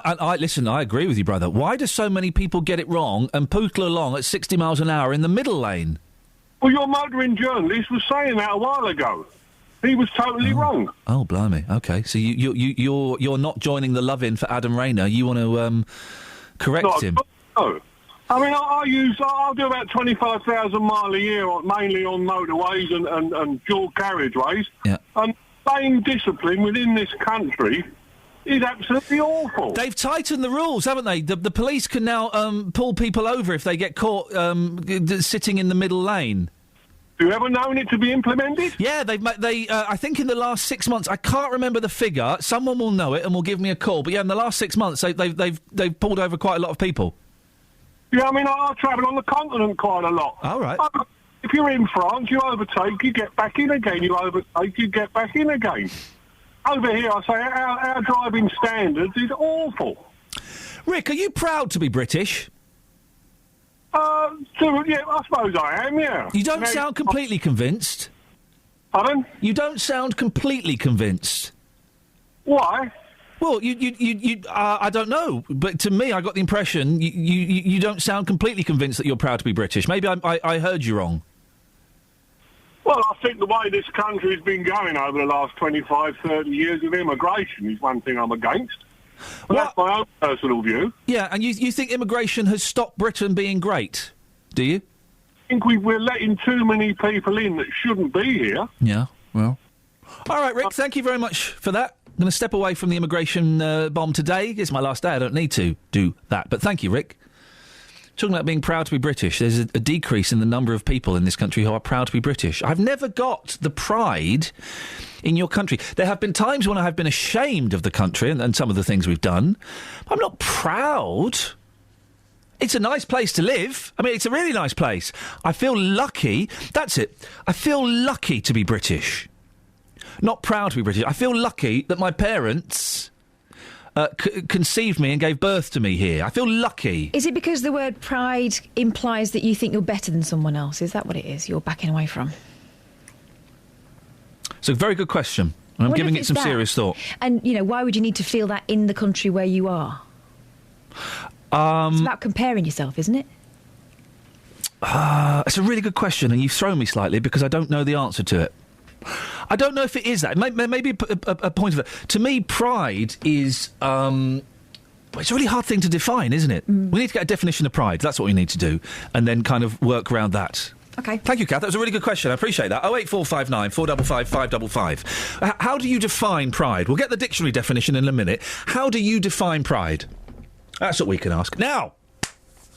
Running. It was the big race at the weekend, wasn't it? The London Marathon. Oh, Mo Farah, you break our hearts. You only come 8th.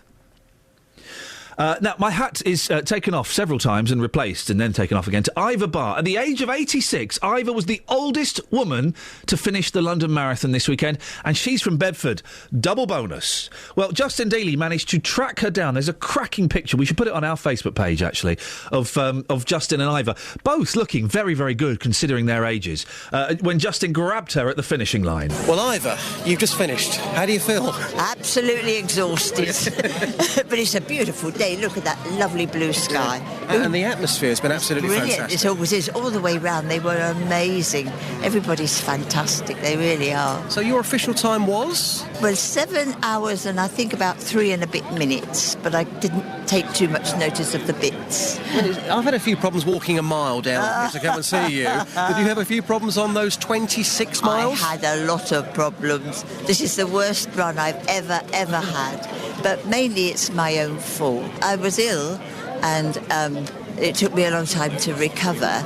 And then lots of exciting things in the family occurred, so I didn't really train very well. I've had an absolutely amazing day. And I've had an amazing few days, haven't I? Well, I've been down to the Houses of Parliament and been photographed with Ed Balls and Andy Burnham, because they run for Whiz Kids as well. And all kinds of exciting things. I mean, you still look incredibly fit, but realistically, how many more years do you plan to keep doing this marathon? Well, as long as I stay well. I mean, obviously I'm going to get slower because I've got older, but as it doesn't really matter, I shall probably try and reach my goal. And what's the goal? To run it when I'm 90. When you're 90 years old? Yeah. How amazing would that be? I can't. I mean, when I think of how amazing it is anyway, I mean, it'll be just...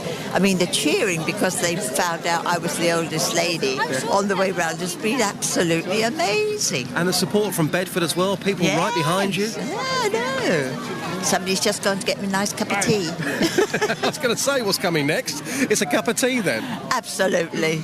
And then we're going to a hotel and I'm going to have a nice hot... Oh, sounds magnificent.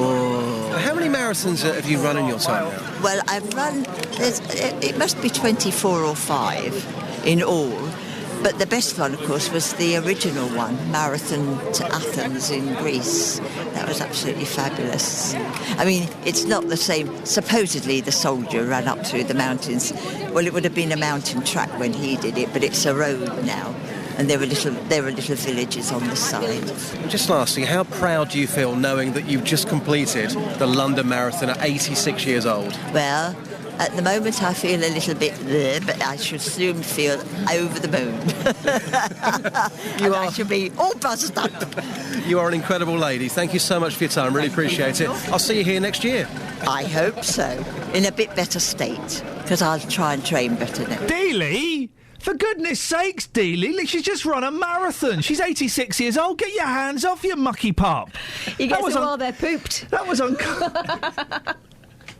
They can't run away. That was uncomfortable listening. Great report, Justin. Well done. He managed to track her down on the day, and then we'll find the picture and put it up online because it's a cracking picture. That bath sounded good, though, didn't it? When did the marathon, with the greatest of respect, and I know a gentleman died, but when did the marathon become easy? Because I remember when the first London Marathon, 82, 83 maybe, it wasn't any later than that, I think it was 82, there were hardly any people that ran it, and they were proper athletes that ran it, and they trained for a year to become good enough to do it. And now, I mean, there was a picture of someone dressed as Freddie Mercury carrying a Hoover running it, right?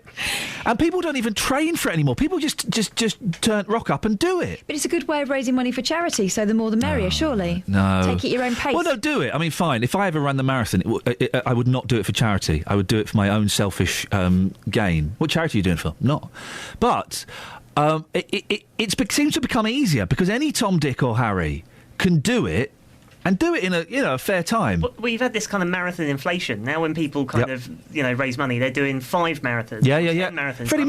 Freddie Mercury. Eddie Izzard did a marathon a day for a month. Yeah, nuts. Yeah, but he was running them. He wasn't walking about dressed as Freddie Mercury. Yeah, but he ran them. I know. He's Eddie Izzard. He's a slightly tubby transvestite comedian. No, he's not, exactly. And he did it, and he did it really well. He did Good Times on all of them. It's a great documentary, that, about him doing it. I just wonder when they became, that everyone can do them whilst carrying a vacuum cleaner and wearing a fake moustache. I just wondered. We have the definition of pride. I'll give it to you in a bit, but it's 7:30. Let's get the travel with Alice. Travel news for beds, cards and bugs. BBC Three Counties Radio. In Markyate, the A5 southbound looking slow around the Luton Road, and also at the London Coney roundabout on the North Orbital. All approaches there looking very heavy at the moment. And the M1 London bound still struggling between junction 12 for Flitwick and 9 for Redbourne. And on the M25 anti-clockwise, very slow going between junction 18 for Chorleywood and 16 for the M40. Public transport has no reported problems. I'm Alice Glossop, BBC Three Counties Radio. Across beds, hearts and bugs. This is BBC Three Counties Radio. It's 7:30. I'm Lee Agnew. The headlines. A section of the M25 in Hertfordshire has become the first motorway in the UK without a hard shoulder. From this morning, the hard shoulder's been turned into a permanent lane. The deadline set by Ukraine has passed for pro-Russian militia to leave police stations in the east of the country. The army could now be used to take back control of the buildings. And Britain's biggest drugs company, GlaxoSmithKline, is facing a criminal investigation in Poland over allegations of corruption. It's being alleged that doctors were bribed to prescribe more of its medicines. The weather will be dry today with long spells of sunshine. Top temperatures around 15 degrees Celsius. That's 59 degrees Fahrenheit. Three Counties Sports. BBC Three Counties Radio. The Luton Town manager John Still says he'll look at what went wrong after the Hatters failed to win the conference title on Saturday. They lost 3-2 at home to Braintree, needing the win to guarantee promotion. This would have been fantastic, absolutely. And maybe everyone's got caught up in that. I didn't, but maybe people did. But when people haven't done their job or when people haven't been responsible in their position, I look at myself then, because have I done enough work with them in that? I believe I have, but I've got to look at myself and think, well, I need to go back and have a look at that. And Luton will be crowned conference champions if Cambridge United lose at Kidderminster tomorrow night. Premier League leaders Liverpool beat Manchester City 3-2 at Anfield. Liverpool are 2 points clear of Chelsea and 7 ahead of Man City.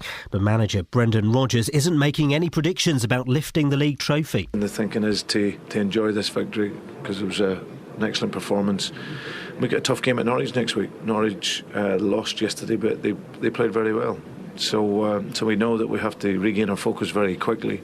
As I said, we'll just get ready next week, work very hard on the training field, and we know we've got a tough game next week. Hull City came from behind twice to beat Sheffield United 5-3 in the semi-final of the FA Cup. They'll play Arsenal in the final. The American Bubba Watson has won the US Masters Golf.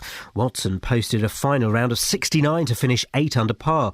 It was the second time he's won the title in 3 years. This one is a lot different. The first one, for me, it's almost like I lucked into it, and this one was a lot of hard work, dedication, and got back here. After giving away that jacket last year, kind of wanted it back, and so I told Adam that we should just keep switching back and forth. And finally, Mo Farah says he will run more marathon races despite finishing 8th in London on his first attempt at the distance. Kenyan world record holder Wilson Kipsang won his second title in the capital. BBC Three Counties News and Sport with more at 8 o'clock.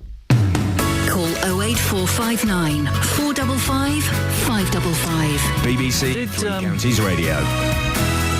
Did Mo Farah do the Mobot this weekend? I don't think he felt like he was in the mood to do the Mobot. Because if he was doing that for the whole race, that would have... if he was doing the McDonald's M on his head, that would have slowed him down quite significantly. And that may have been... I didn't see it. That may have been the problem. Yeah. Right. Wind resistance. I'm going to say this. We watched a little bit of the marathon. We did see a bit of Mo Farah, actually. And my son asked me a question. One of those questions that, as a dad, as a mum, and my wife went, you can deal with this one. Oh, no, what? Well, how did he... I need to get... OK. So we're watching the marathon. We're watching the leaders of the marathon. Mm-hmm. Can you see where this is going? Oh. Daddy, why have all of them got dark skin?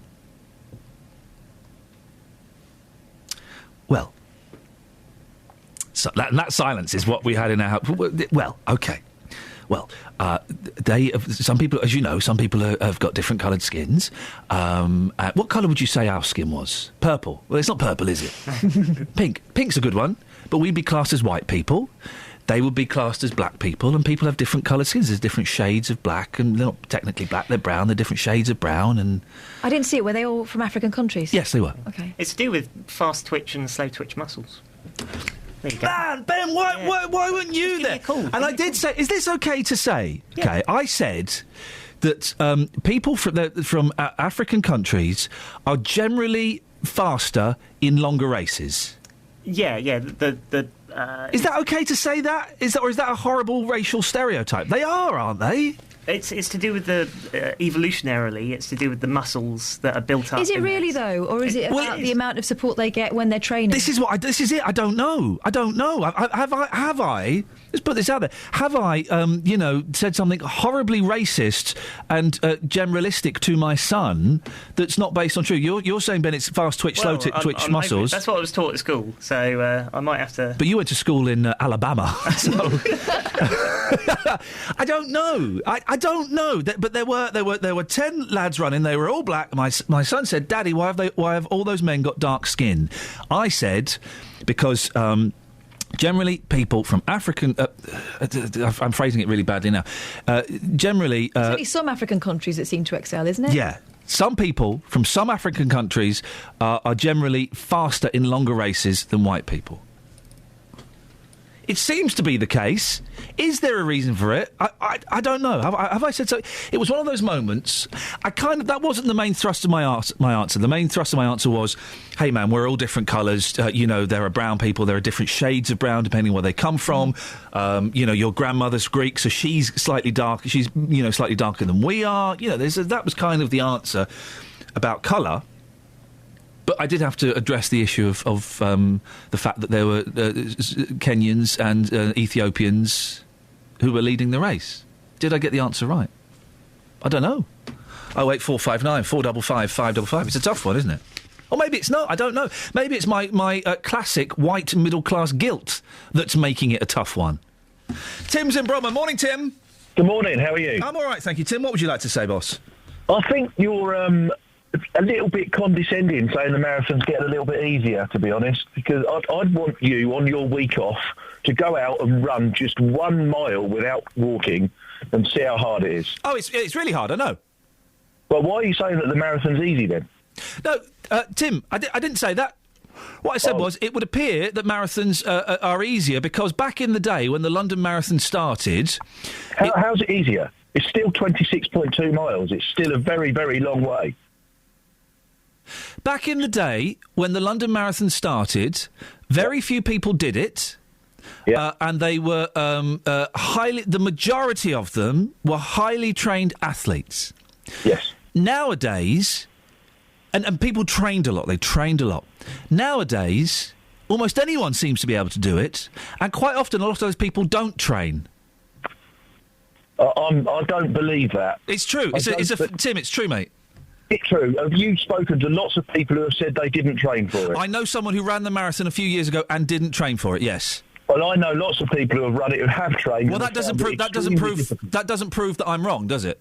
But it doesn't prove you're right either. No. My evidence proves I'm right. My evidence proves that's one person. Yes. So Tim. So you know one person who might have found it easy because they naturally might have been a runner anyway. No, they weren't. They weren't, Tim. And I didn't say they found it easy. I said that they didn't train for it. You've got to stop. You've got to listen, Tim, and focus and stop putting words into my mouth. I am listening. Well, you're not because several times you've got it wrong. I didn't say they found it. Didn't say they found it easy, Tim. I said they did it without training, and there are other examples of that. Okay. Not very many. I know lots of people who have run the marathon. Again, that doesn't prove it, mate. That really doesn't prove it. But it doesn't prove that you're right by saying you know one person. Well, already I know already I know one more person than you expected me to know.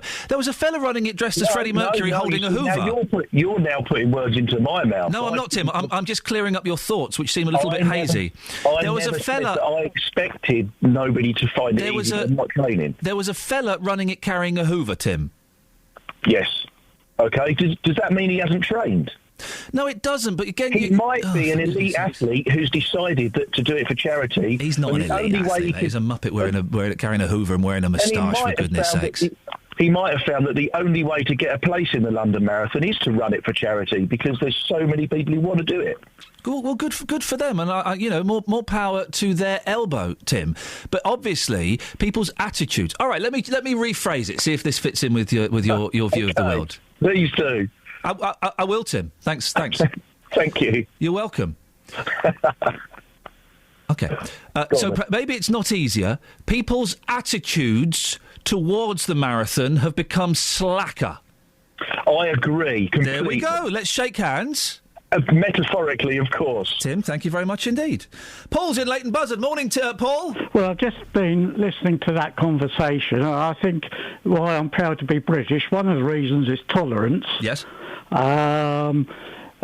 Despite putting up with 10 years of government, previous government that took us into the illegal war and raided our pension funds, but tolerance, and I'm emphasising again the British people, the humour. I don't think any country has a sense of humour like the British does. I'm talking about programmes like One Foot in the Grave, Dad's Army, etc., etc., Only Fools and Horses. The generosity of the British people. We punch above our weight year after year. Comic relief, children in need. How many charities do we support in this country? And our as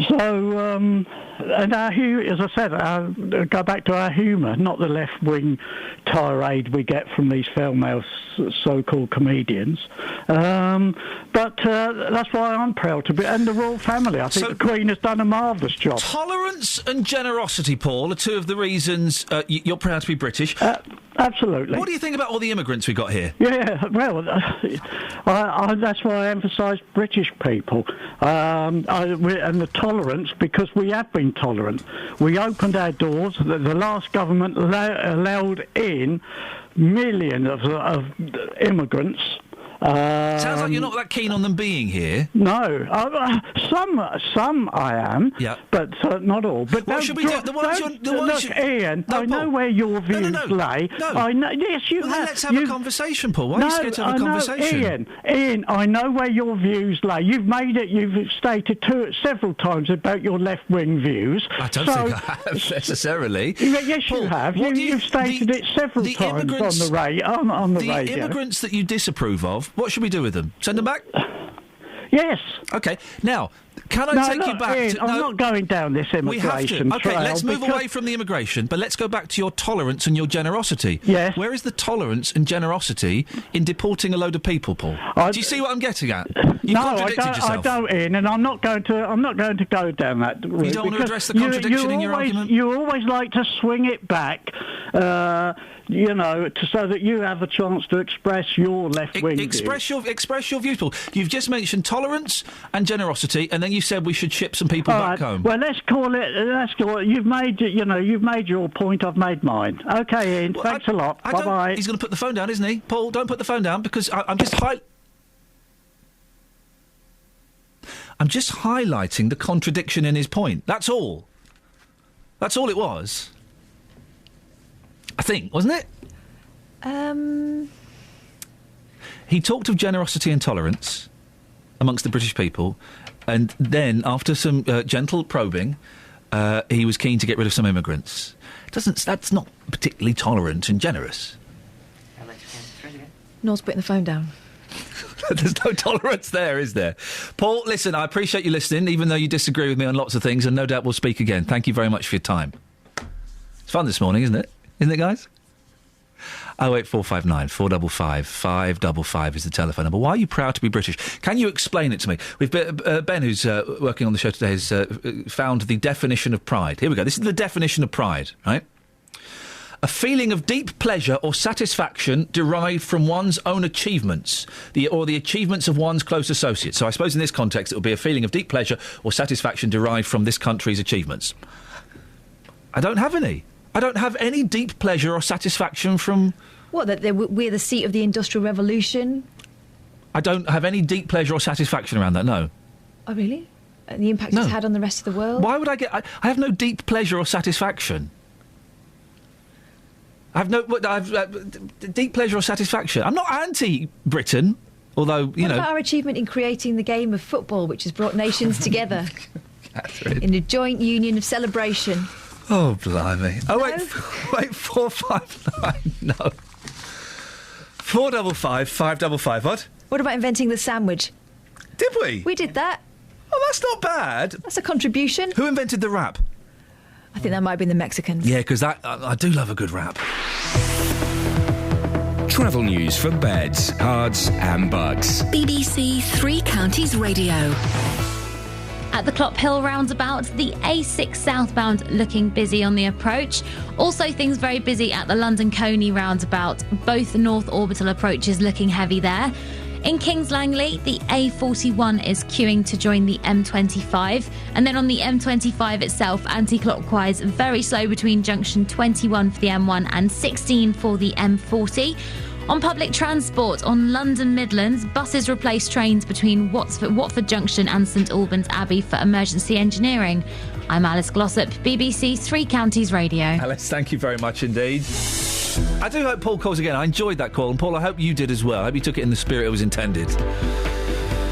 Right, 7:46. It's, where are we? Monday, the 14th of April. I'm Iain Lee. These are your headlines on BBC Three Counties Radio. A section of the M25 in Hertfordshire is no longer has a hard shoulder from this morning. We're sending Justin Dealey down there to see what the impact is.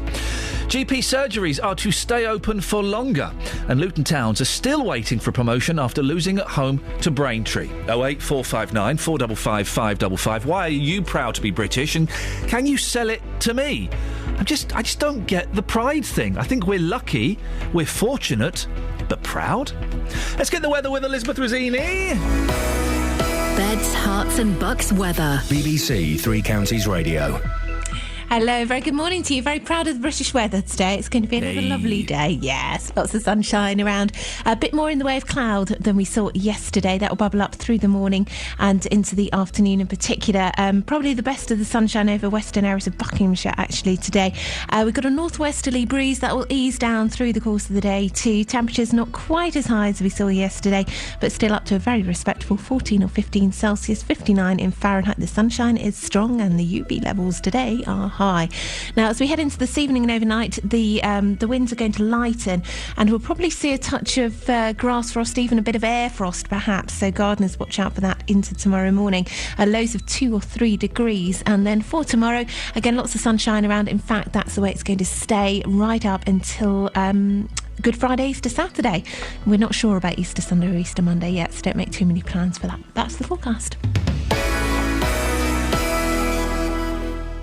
Every weekday morning from 9. Good morning, welcome to the JVS show. Your local stories. Have you had to rebuild your life after being a victim of crime? Do you think it's inhumane to keep people in prison for life? Do you think that immigration needs to stop? Your local life. Why do 70% of this country feel immigration is wrong? We've actually got an open doors policy. I am just so angry listening to some of them people. What the government are doing, they're starting introducing American-type sentencing, like 200 years in prison. The JVS show. British people are not xenophobic. Weekday mornings from 9 on BBC Three Counties Radio. Across beds, Herts and Bucks. This is Iain Lee. BBC Three Counties Radio. Yes. Let's go back to the story, shall we, that started this conversation about pride in being British. I'm getting it from page 11 of the Daily Mail. It's in a few of the others. The headline is, only a third of us take pride in being British. It's by Ian Drury. Pride in being British... I'm only saying that because it sounds like Ian Drury. Pride in being British is at an all-time low, with only 1/3 of people saying they are very proud of their national identity. A study found that just 35% are very proud to be British, compared with 43% a decade ago. Nearly half said they were somewhat proud. The survey reported in the Sunday Times found that only 20% of people aged between 18 and 24 are very proud to be British. So what do you think? Are you proud to be British? I don't get it. I don't understand it. 08459 455 555. Mike's in Luton. Morning, Mike. Morning. Mike, what would you like to say? Well, first of all, I just wanted to mention about your motorway. Oh, yeah. Briefly. And I was going to say, if a car overtakes you, it takes you on the outside. If it undertakes you, it takes you on the inside. So that will give you a clue as to which is the inside and which is the outside. Thank you very much. I appreciate that. I'm a little bit dumb when it comes to things like that, so thank you very much, Mike. Now, the other thing I was going to mention was about being proud to be British. Yeah. Well, I'm proud to be British. It doesn't mean you have to have been born here, because I was actually born in Kenya, and I hold a British passport. I've been here near enough all my life, since I was a young child. And one of the reasons I'm proud to be British is because as an empire originally and then part of the Commonwealth, it invited people here to be a multiracial country, multiracial society, and I think that's something to be proud of. One of the things that I find I'm not quite so proud of is the fact that we seem to be one of the only countries around the world where you can't go and order food and drinks and pay for it. When you finish, you have to pay before you take it away, which tends to suggest that we're not trustworthy. What do you mean in bars and things? Yes. Because in restaurants, obviously, you pay when you finish the meal. Yeah, most restaurants, yes, but if it's anywhere else, bars, clubs, even pubs that you eat in, you always have to pay before you... Yeah, and, I find that... In the great scheme of things, you mentioned the Commonwealth. Well, we could talk about oppression, could talk about slavery, we could talk about wars that are perceived as being illegal. If the only problem you've got is that in some pubs, when you order a burger and chips, you've got to pay at the bar, then I guess we're not doing too badly, are we? Mike, thank you very much for your time. 08459 455 555. Andy's near Luton. Morning, Andy. Are you proud to be British? No. Tell me why not. Well, the ability in this country to... freedom of speech you're on about, which we're doing right now. Yes, we can have a chat, but certain parts of the world still do. They have the freedom of speech. But for us, our backbone's gone, mate. The only way that we know that we're angry, we write a letter. And when we write a letter, that's the only way a British person shows they're angry. When the fuel prices were at £1 years ago, our country decided enough was enough and we'll do slow drives across the country. That was brilliant. A bit of backbone, a bit of stand up and give up, but no, we're not taking this from the government. As soon as the government said, yeah, we'll keep that at that price, eventually it started to rise. What have we done since? We've done nothing. We accept £1.50, but we wouldn't accept £1. So our ability to argue. Then we've got our British forces. We used to have the best forces, the police force, the army, the RAF and the navy. All those have been reduced to what? Because all that money, cost cuts, reduced to nothing. Our lads have been sent out to be killed across the world, and all we can do is stand there and slag them off. It's not what everybody does, say, well, they shouldn't be doing that. We all do jobs in this country, we all live together, but as a British person, I love the country. I love the fact we've got a Prime Minister because I don't want a President. The royal family, well, the royal family, aren't they? They're rich and they do some things for the country. But what I'm concerned about is, what about us, like the workers? That's what I'm saying.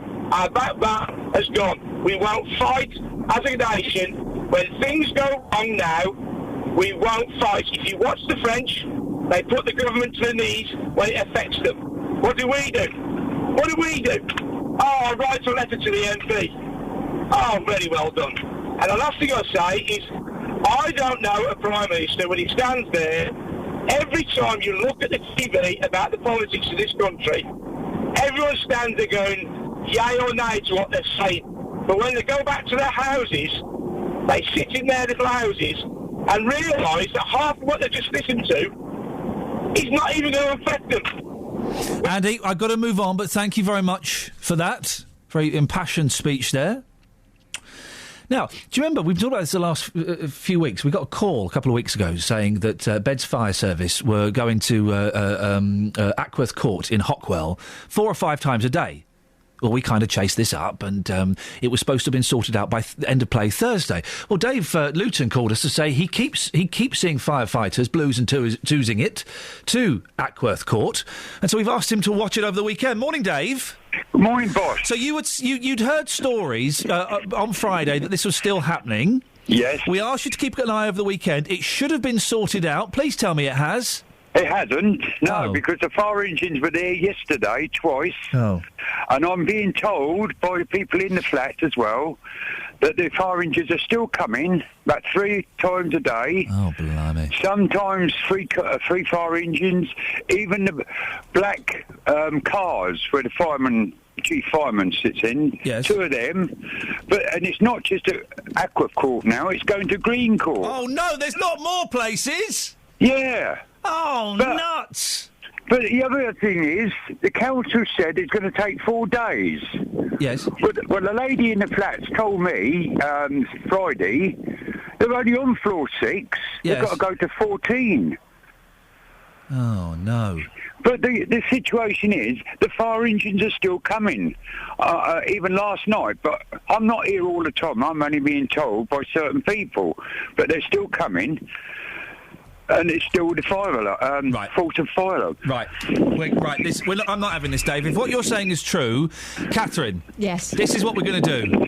Let's get a reporter down there today to find out what's going on. On tomorrow's show, we'll get the council to send us a statement because they won't come on. Tell them they have to come on, and we'll get the fire brigade on again and find out exactly what's going on. Because this is out of order. Find out what's taking so long. Yeah. Dave? Ian? Yes, sir. Ian? Yes. Can I just ask you a question? Go on. About British? Yes. You had a man on, not last time, the time before. He said he was born in Kenya. Yep. But he's proud to be British. Yes. But he's not British. Well, maybe he's taken British citizenship. No, he's still not right. Still not British. Well, if he's got even British... though he's taken... No, he's not. Even if he's taken British citizen. He's not British. He's a Kenyan. Right, but he's taken British citizenship. So he's a British citizen, so he's British. Yeah, but he's not... But he's not born in this country, so he's not British. Now that's an interesting point you raised. So you have to be born in this country to be British, do you? Of course you do. What about... I was born in this country. I'm proud to be British, but I hate this country. I hate this country. There's an oxymoron. No, I hate this country now than what it was many years ago. Why do you hate it now, Dave? Because the society in this country is so violent, so cruel, so evil. No, it's not. It is. It's not. You go. If you lived in my time of the 50s and 60s, it was a brilliant country, absolutely brilliant. There was the craze. There was all the Moors murders. There were gangs roaming around with razor blades. And do you know what? Here's something. What young gangs used to do. They used to sew razor blades in their the back of their lapels on their jackets, so if someone grabbed them, they'd slice their fingers. Yeah, but the thing is, like the Craigs were only fighting amongst their gangs. No, they weren't, mate. They weren't. I was reading a really interesting report about what the Craigs got up to sexually. They were also into all kinds of shenanigans. This whole thing about the Craigs only hurt their own kind is not true. I sat with the Craigs. I sat with the Richardsons. Yeah, they were nasty pieces of work. They was not. If you sat with them... Dave, one of the Craigs was a paedophile, mate.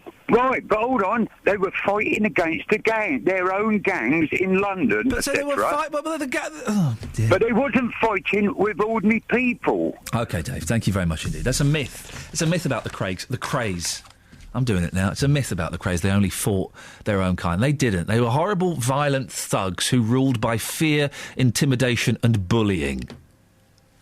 People that look back on them as the romantic criminals, they weren't that at all, I'm afraid. Travel news for beds, cards and bugs. BBC Three Counties Radio. At the Black Cat roundabout, on the speed sensors, all approaches looking very congested at the moment. And the M1 London bound heavy between junction 10 for the Luton Airport Spur Road and 9 for Redbourne. The M25 anti-clockwise queuing between junction 21 for the M1 and 16 for the M40. Then on public transport, London Midlands have buses replacing trains between Watford Junction and St Albans Abbey. I'm Alice Glossop, BBC Three Counties Radio. Thank you very much, Alice. I do often wonder. Alice obviously doesn't hear the whole show. She only hears, the 2 minutes before her bit. I wonder what she thinks. I really do. More of your calls on being proud to be British after the news with Lee Agnew. Local and vocal across beds, hearts and bucks. This is BBC Three Counties Radio.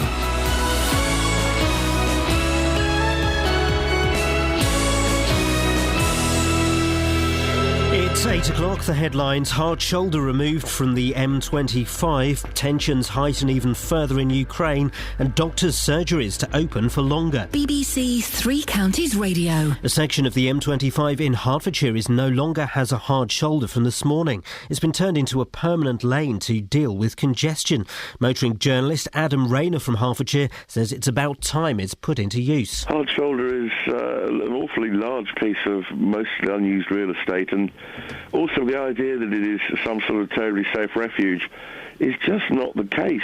The deadline has passed for pro-Russian militia to leave police stations in the east of Ukraine. The army may be used to take back control. But speaking at the UN, Russia's ambassador Vitaly Churkin warned of dramatic consequences if the authorities in Kiev took action. I do hope that the major appeal coming from our delegation has sunk in, that urgent steps need to be taken in order for reckless things not to be undertaken by the Ukrainian authorities. The trial of Abu Hamza, the radical cleric extradited from Britain to the United States in 2012, starts in New York today. He faces 11 terrorism charges, including providing material support to Al-Qaeda. The Department of Health says new opening hours for GP surgeries will benefit far more patients than planned. 1,100 practices are getting funding to help people see a doctor outside normal working hours. But Dr Chand Nagpal from the Doctors' Union, the BMA, is worried about the changes. GP surgeries already are overstretched. It's quite difficult to get an appointment as quickly as we'd like to offer. This pilot doesn't actually address that issue.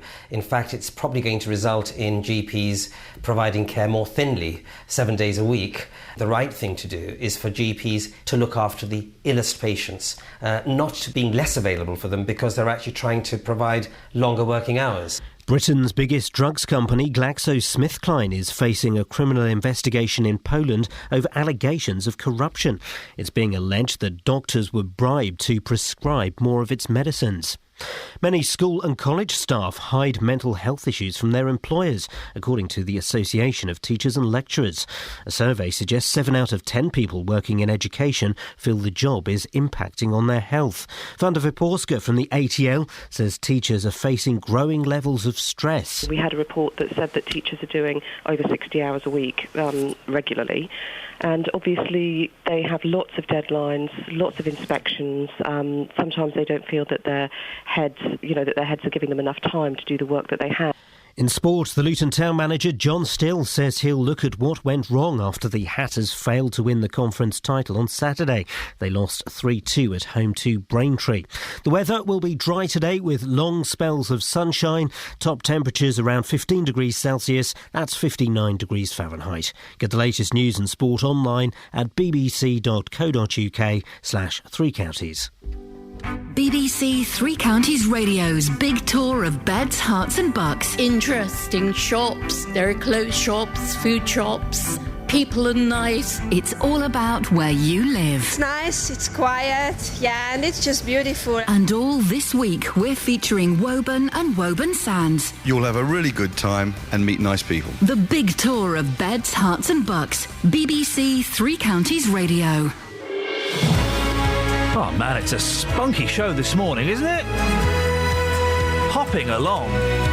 If you want to take part, the phones have been very busy. There are a couple of lines free now. Now is an excellent time to call. What are we talking about? Well, a section of the M25 between junction 23 and 25 has no hard shoulder as of today. It's been turned into a lane. What do you make about that then?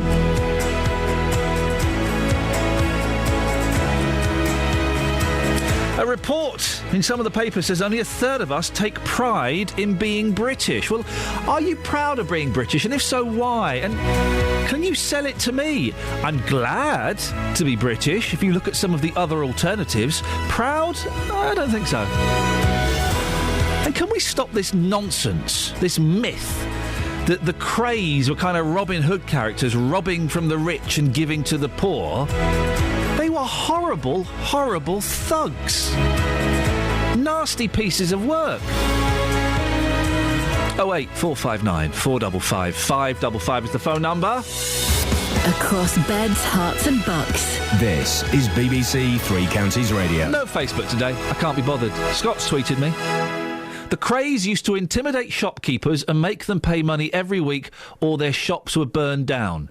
They weren't very nice people. I've cleaned up the last bit of that tweet. But it's true, this romantic... Oh, back in the day, the 50s and the 60s were violent, violent times. Horrible times. Really nasty things happened. So this romantic notion, it was better back then, not having it. Not having it. 08459 455 555. Now, from now on, if you break down on one particular stretch of the M25, you better be a good runner. I'm joking, of course. Just because there's no hard shoulder now between junctions 23 and 25, I'm not suggesting you'd have to get out and leg it if you broke down. Although, what would you do? I'm not completely sure. We'll find out how the Highways Agency advise us to proceed in a second, but it's clearly a concern for motorists. Here's what they told us. The concerns is if you break down anywhere that isn't close to the refuge area, it's extremely dangerous. You know, you hear so many accidents with trucks and things running into the back of cars that are on the already hard shoulder. I can understand why they're doing it, to increase traffic flow, but the fact that the refugee areas are so far apart, that would be my biggest concern. I would be concerned about the fact that if you had an accident or broke down, there would be nowhere to go, and then you would be putting yourself more at risk. Motorways need the hard shoulder because it's not like a normal road where you can pull off, so I think it is a real big safety thing that anyone driving along a motorway needs.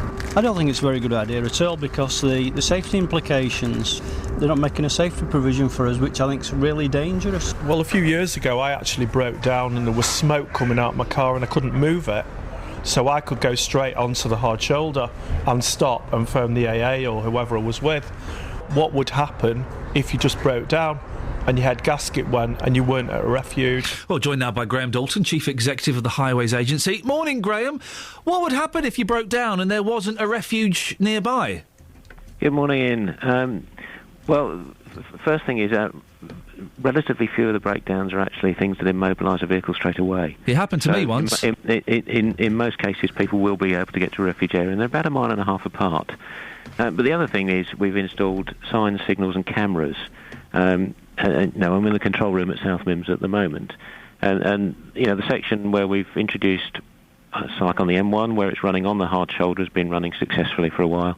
And in this case where we've converted what was the hard shoulder into a permanent running lane, it's being monitored all the time. So signs go on behind. If you can get right over to the left-hand side, there's a bit of a verge there anyway, which helps. And if your car is genuinely immobile and you can't do anything with it, and you're over towards the left-hand side, then get out behind the barrier for your own safety. But it is being monitored from the control room all the time. So if you break down and you're not near a refuge and you can't move your car, it does happen, it's happened to me in the past, how long will it take for a rescue vehicle to come and help? It depends what's flowing there, but there are traffic officer patrols out there, but police patrols as well. So they will be with you in relatively few minutes. But the important thing is the signs and signals go on, and that normally you're probably not the driver that breaks down, but if you see a red X over a lane, that lane is blocked. There is something blocking that lane, so don't use it. People don't always follow those signs, do they? Don't often believe them. We've had so many instances of people calling this show where the signs, particularly on the M1, are just wrong. I'm not sure on the particular instances, but the really important one to see is that red X. If there's a red X there, it means there's either something in the lane. Sometimes it's just been cleared just before someone gets through, and they might not see it because it's cleared. But that red X has been put up by an operator to protect the lane. The AA say the refuges are 2.5 kilometres apart. They're too far apart.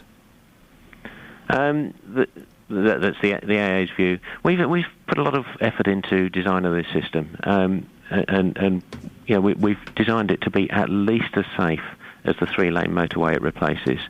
Even with the refuge areas that we've had on the M42, the M1, a lot of the stops in those are not actually emergencies. They're people stopping for phone calls or to take a break or whatever it may be. That's not really what they're... Gosh, people stop on the hard shoulder to take a phone call? People stop on the hard shoulder for all sorts of things. That's crazy. How can you be sure this... I know that stretch of road, and it does get very congested. How can you be sure this scheme will help to reduce the congestion? Well, it's bringing in the two things. It's bringing in a fourth running lane, which clearly adds some extra capacity, and the variable speed limits. With regular users of the motorway around the western section of the M25 towards Heathrow, the variable speed limits have been in for 12 or 13 years now, and they smooth the flow. They smooth the flow down, and that brings effectively additional capacity as well. So those who use it regularly certainly know that it helps traffic flow. It's primarily about saving money, isn't it, this option? Because an extra lane could have been built, but it would have cost a fortune. How much money have you saved? Well, But building to this specification, it's about half the price in cash terms, which means we can do twice as much. So we're doing this section Hertfordshire round into Essex this way, and we're doing this section in Kent from 5 to 7, whereas ordinarily we might only have been able to do one. But there's the environmental benefit as well, because we're not taking extra land, we're not increasing the paved surface area. So there's an environmental benefit as well. How's the road coping this morning? It's been doing fine so far. I always hesitate with famous last words. We've had one breakdown in there that was dealt with and taken away. How long did that take? Fairly effectively. One lane was protected behind the vehicle, and it was all done and dusted within 10 minutes. There we go. All right, well, listen, I wish you the very best of luck with it. Let's hope that nothing bad does happen and that it does ease the traffic. It's a particularly nasty stretch of the road. It's Graham Dalton, Chief Executive of the Highways Agency. Across beds, hearts and bucks. This is Iain Lee. BBC Three Counties Radio.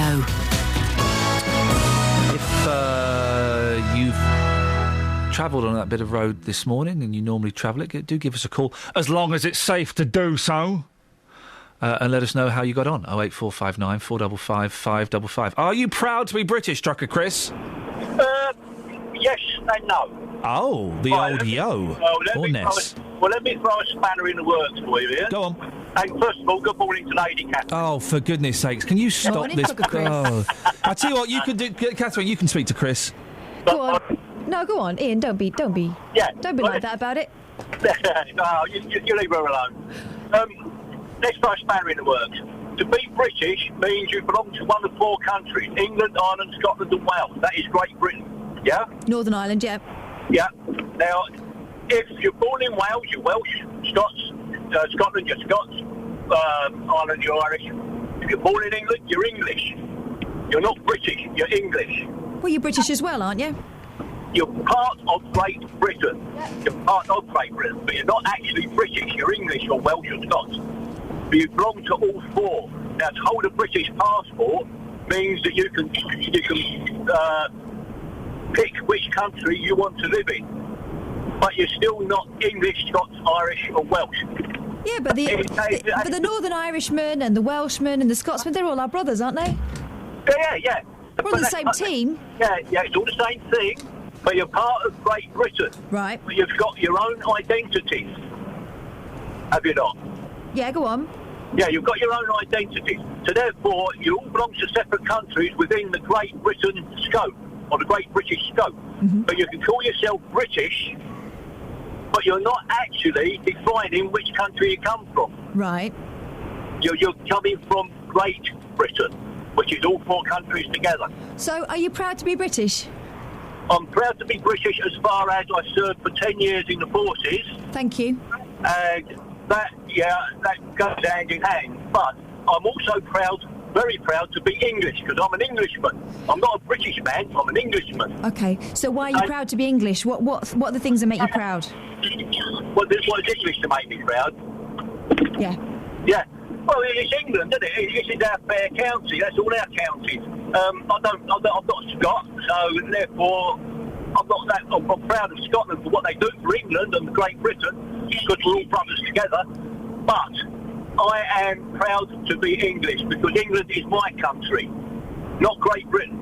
England is my country, although I served in the forces for Great Britain. That is a different kettle of fish, because everybody from England, Ireland, Scotland, Northern Ireland and Scotland all serve in the British forces. That's why they are called the British forces. Right, I get that. You know, when we were talking about pride and how it all depends on your achievements, and it's about a deep satisfaction in something we've achieved, either yourself personally or as a brother/sisterhood as English people, what would it be that would be making you most proud of our great nation? The royal family. Now, I've got to say that because I've served for 10 years in the force, but the royal family. The Queen, she's done a lot for this country. Some of the royal family, well, yeah, they just tag along. But mainly the Queen, she's been on that throne for decades now, and she's done a great job for this country. It's what we actually do in this country for other people. We get what's it on from a great height. They send people over, people come over here and they say, oh, we want this charity, that charity. Well handled, Catherine. Do you know what makes me proud of being English? Yeah. Truckers. Only because they love you. I love them back. They consider you to be classy. Yeah. Well, I am in certain lights. Chris, thank you very much indeed. Always good to have you on board, boss. Travel news for beds, cards and bugs. BBC Three Counties Radio. Between the Stoke Hammond roundabout and the Drayton Parslow roundabout, the A4146 heading north has one lane closed after an accident, looking slow in the surrounding area on the speed sensors at the moment. Also, the M40 London bound, heavy going between junction 5 for Stokenchurch and 4 for High Wycombe. And the M25 anti-clockwise, queuing between junction 21 for the M1 and 16 for the M40. On public transport, London Midlands have buses replacing trains between Watford Junction and St Albans Abbey. I'm Alice Glossop, BBC Three Counties Radio. Before I do the news, Catherine, just describe truckers the way you describe them to me, please. Yeah? I love truckers. And I also love cabbies. Yeah. But cabbies, for me, are truckers light. And the other way you described them was? Truckers are full fat cabbies, but I'm not saying they're fat. There we go. Truckers are full fat cabbies, says Catherine Boyle. Discuss. 08459 455 555. Don't even have to come on air. You can discuss it with her off air if you'd like. It's 8:16. It's Monday, the 14th of April. I'm Iain Lee. These are your headlines on BBC Three Counties Radio. From this morning, a part of the M25 in Hertfordshire has 4 lanes and no hard shoulder. Ukraine is threatening to attack pro-Russian forces in the east of the country. And the fire service is still being called out to high-rise flats in Luton because of a faulty alarm system, despite telling us it would have been sorted by the end of last week. The weather today will be dry with long spells of sunshine. BBC Three Counties Radio.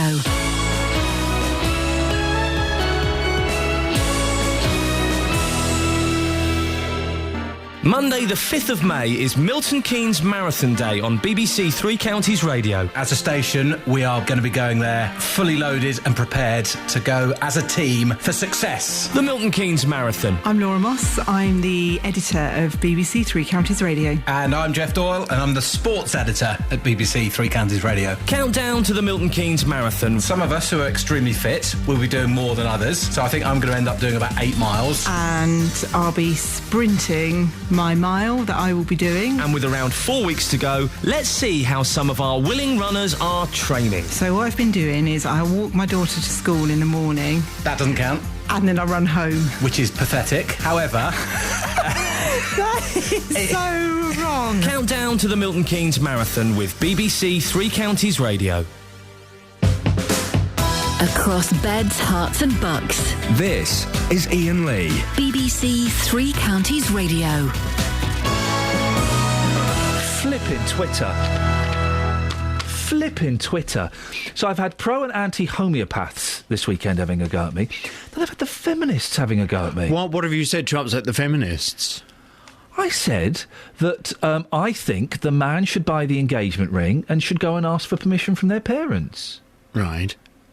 The feminists took objection to that and accused me of being a horrible misogynist and a sexist. And the woman, I'm going to phrase this very carefully, the woman on Twitter, the feminist campaigner who wanted to get, I think, Florence Nightingale on a £10 note, she went to court, took 2 Twitter people to court. Oh, I know, yes. Caroline somebody. Christina. She took 2 people to court on one. Was it who? Criado Perez. Christina Criado Perez.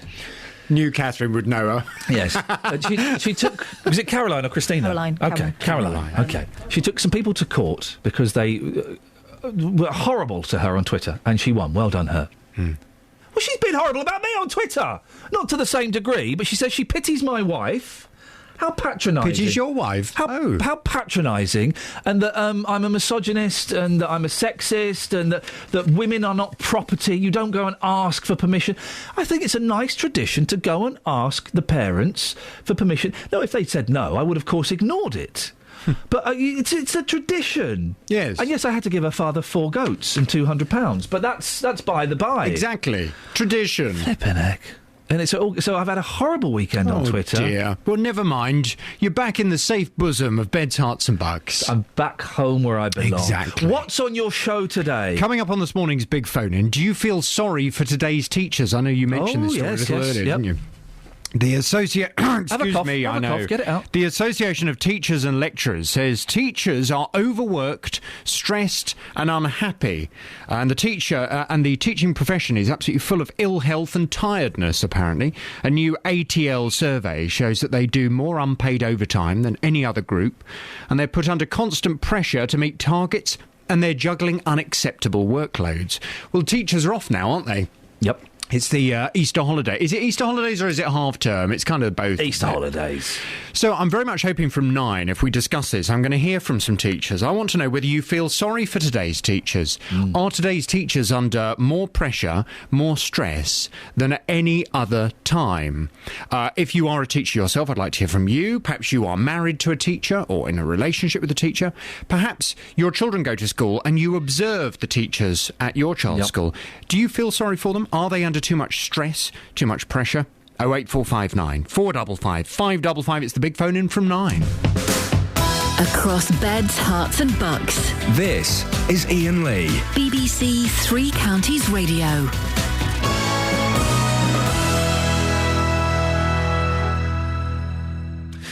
Well, we're talking about that very now, that story right now. Very now. That's not English, is it? No.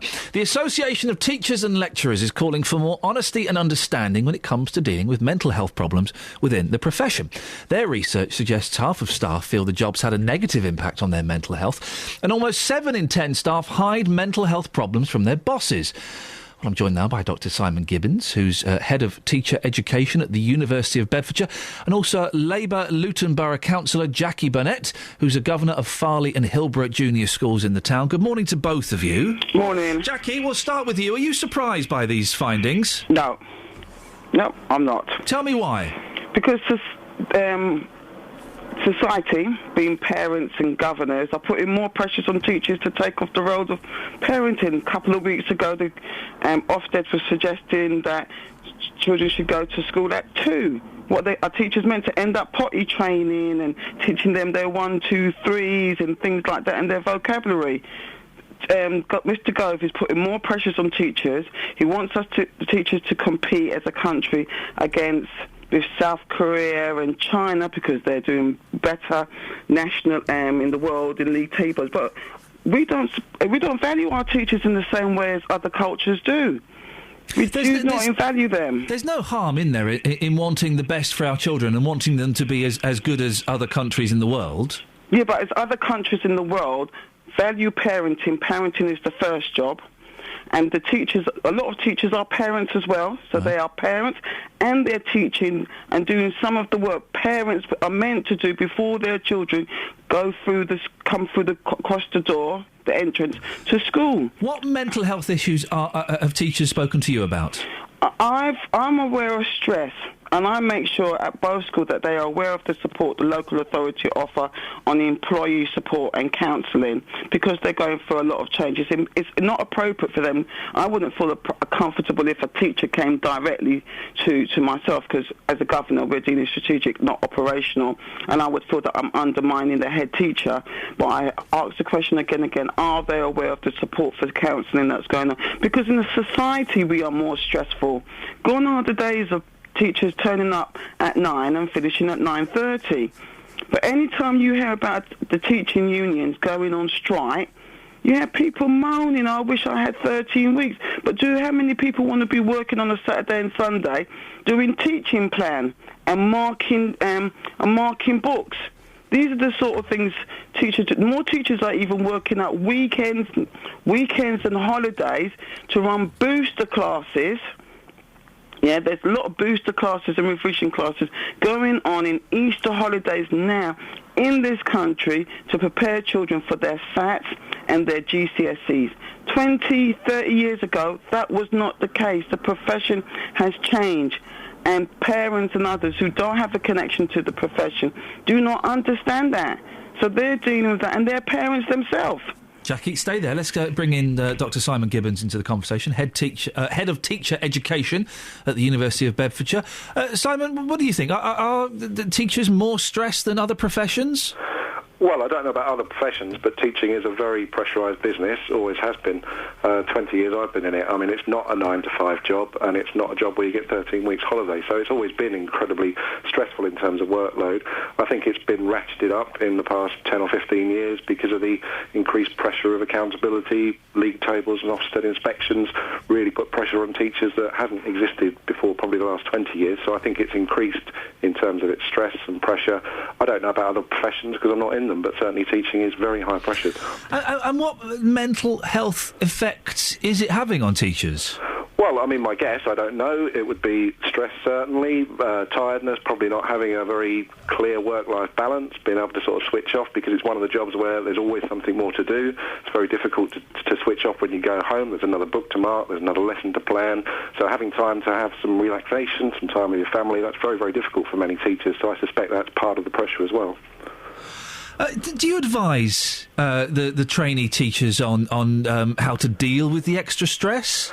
Well, certainly we have them under no illusions about what the job entails, and that it is extremely pressured. We give them a lot of support. Obviously, when they're students with us, when they're training, they have access to all the student support services within the university. So if they are feeling that the workload is too much or they're feeling stressed, then they can seek support and guidance. Problem is, once they go into their first job, I just mentioned the local authority support, but increasingly, I think there's less and less support in schools as schools increasingly become academies and divorce themselves from the local authority. So I think when people are training, we do prepare them very well, and it's not necessarily the case they've always got that support when they leave the training. This is something you may not know, but the research suggests that 7 in 10 staff hide their mental health problems from their bosses. Most people hide their mental health problems from their bosses and even from their family sometimes, don't they? Well, that's absolutely true. I mean, mental health has always been somewhat of a taboo. I think things are changing and it's becoming more talked about, but obviously it's very difficult to admit something like that to your boss, whatever profession you're working in, because you know that they are, they're line managing you, they're responsible for your profession and your development. And also, obviously, if you're working with children, there's that increasing pressure of knowing that the perception is that you have to be working at 100% faculty 100% of the time, and if you've got any weaknesses, that's going to jeopardise the education of children, which is a really high-stakes thing to admit. Jackie, do you think we should feel sorry for our teachers? I wouldn't use the word sorry. I would use the word empathetic. We need to empathise. Well, the world we live in now is more stressful. And if we can empathise and respect what they are doing and the challenges set before them, I think that would help them in feeling valued. But we also need to recognise that the world is changing. There's greater competition because of globalisation. And the challenge we have in people are going into the profession and not staying in it. We have a massive shortage of leadership, head teachers, and if they're not valued, we're going to carry on and it's going to get worse. It's not going to get better, because why would you be a head teacher if you're going to do a 70-hour week, 80-hour week, and you're getting older, when you lose out on the opportunity to maybe enjoy your children, grandchildren, things like that. So I think it's important to be empathetic, to respect and value them, and signpost them to support, because there's more and more people I'm coming across who've had mental health problems in all walks of life. Jackie, we have to end it there. Thank you. It's Jackie Burnett. And the other voice you heard was Dr. Simon Gibbons. Well, what do you think? I know JVS is carrying this conversation over from 9 o'clock, but what do you think? Do you feel sorry for teachers? Do you, as Jackie says, do you empathise with them?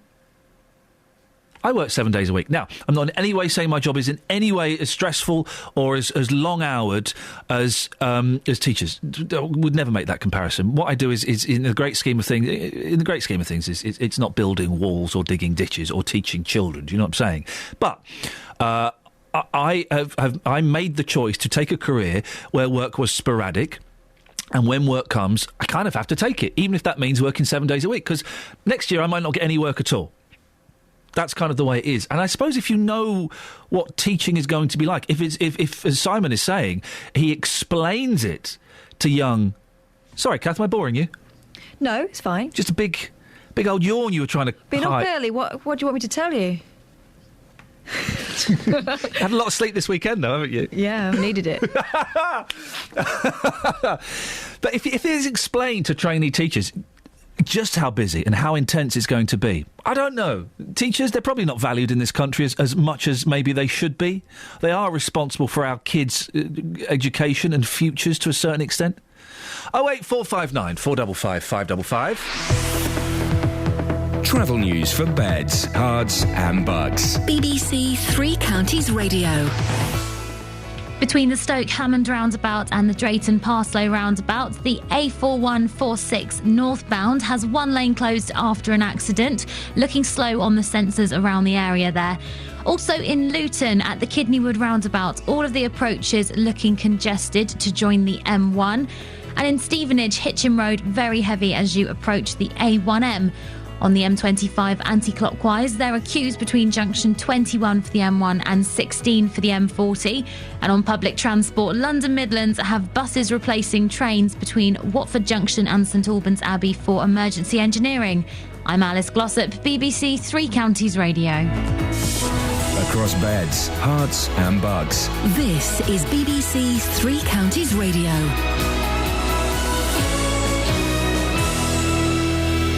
It's 8:30. I'm Lee Agnew. The headlines. The Highways Agency says removing the hard shoulder from the M25 in Hertfordshire will improve the flow of traffic. From this morning, it has 4 permanent lanes and no hard shoulder. The deadline set by Ukraine has passed for pro-Russian militia to leave police stations in the east of the country. The army could now be used to take back control of the buildings. And a fire alarm system at a block of high-rise flats in Luton is still causing problems for the fire service. Fire crews have been called to Ackworth Court in Hockwell Ring up to 5 times a day because of malfunctioning detectors. The weather will be dry today with long spells of sunshine. Top temperatures around 15 degrees Celsius. That's 59 degrees Fahrenheit. Three Counties Sports. BBC Three Counties Radio. The Luton Town manager John Still says he'll look at what went wrong after the Hatters failed to win the conference title. They lost 3-2 at home to Braintree, needing the win to guarantee promotion. This would have been fantastic, absolutely. And maybe everyone's got caught up in that. I didn't, but maybe people did. But when people haven't done their job or when people haven't been responsible in their position, you know, I look at myself then because have I done enough work with them in that? I believe I have, but I've got to look at myself and think, well, you know, I need to go back and have a look at that. And Luton will be crowned conference champions if Cambridge United lose at Kidderminster tomorrow night. Premier League leaders Liverpool beat Man City 3-2 at Anfield. Liverpool are 2 points clear of Chelsea and 7 ahead of Man City. But manager Brendan Rodgers isn't making any predictions about lifting the league trophy. And the thinking is to enjoy this victory because it was an excellent performance. We get a tough game at Norwich next week. Norwich lost yesterday, but they played very well. So we know that we have to regain our focus very quickly. As I said, we'll just get ready next week, work very hard on the training field, and we know we've got a tough game next week. Hull City are through to the FA Cup final for the first time after beating Sheffield United 5-3. In golf, Bubba Watson has won the US Masters for the second time in 3 years. He shot a final round of 69 to finish 8 under. Woburns' Ian Poulter ended on 2 over par. This golf tournament for me is won and lost on par 5s, and I've lost it this week on the 5s. It's simple. I've played them today level par.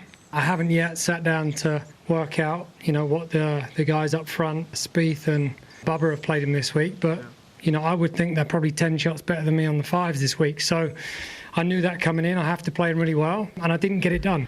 Mo Farah says he will run more marathon races despite finishing 8th in London on his first attempt at the distance. And Red Bull's Daniel Ricciardo could have his second place at the season's opening Australian Grand Prix reinstated today. That's if an appeal finds in his favour. Race stewards found the team guilty of a fuel irregularity. And that's BBC Three Counties News and Sport, with more at 9 o'clock. Call 08459 455 555. BBC Three Counties Radio. Hey up, Just. Hey boss, you alright? Yeah, I'm good, fella. Whereabouts are you? I'm at South Mims Services in Hertfordshire, and the sun is shining. OK, now listen, right, if you, what I want, truckers, drivers, ne'er-do-wells. If you see Justin Dealey for the next 25 minutes or so, honk him. Don't give him fingers. We don't like fingers. Happened last week in Burco. And wasn't that rude? I know. Do you know what? Berkhamsted as well, being such a posh, beautiful place. Yes. It was the last place I would have expected for a van to be pulling up next to me, windows coming down, fingers coming out. It was horrible. That's bullying, and we don't condone that here at the BBC, despite what you may have read in some of the newspapers. But if you see Justin, do beep him. It's J-Watch. We're going to launch it properly next week when I come back. Brilliant. It's J-Watch. And we're going to make sure, Justin, that you really are earning your extortionate fee that you get for this show. Yes, I get paid very handsomely, of course. We all do. We're all literally going home and wiping our bottoms with £50 notes. You're on the M25. What's going on? What's happening? Well, you've been talking about this morning because from today on the M25 between junctions 23 and 25, there is no hard shoulder. The Highways Agency have put this into place to try and keep traffic moving in the mornings, particularly at peak times. A lot of people have said, well, it could be dangerous because no hard shoulder. What happens if you break down?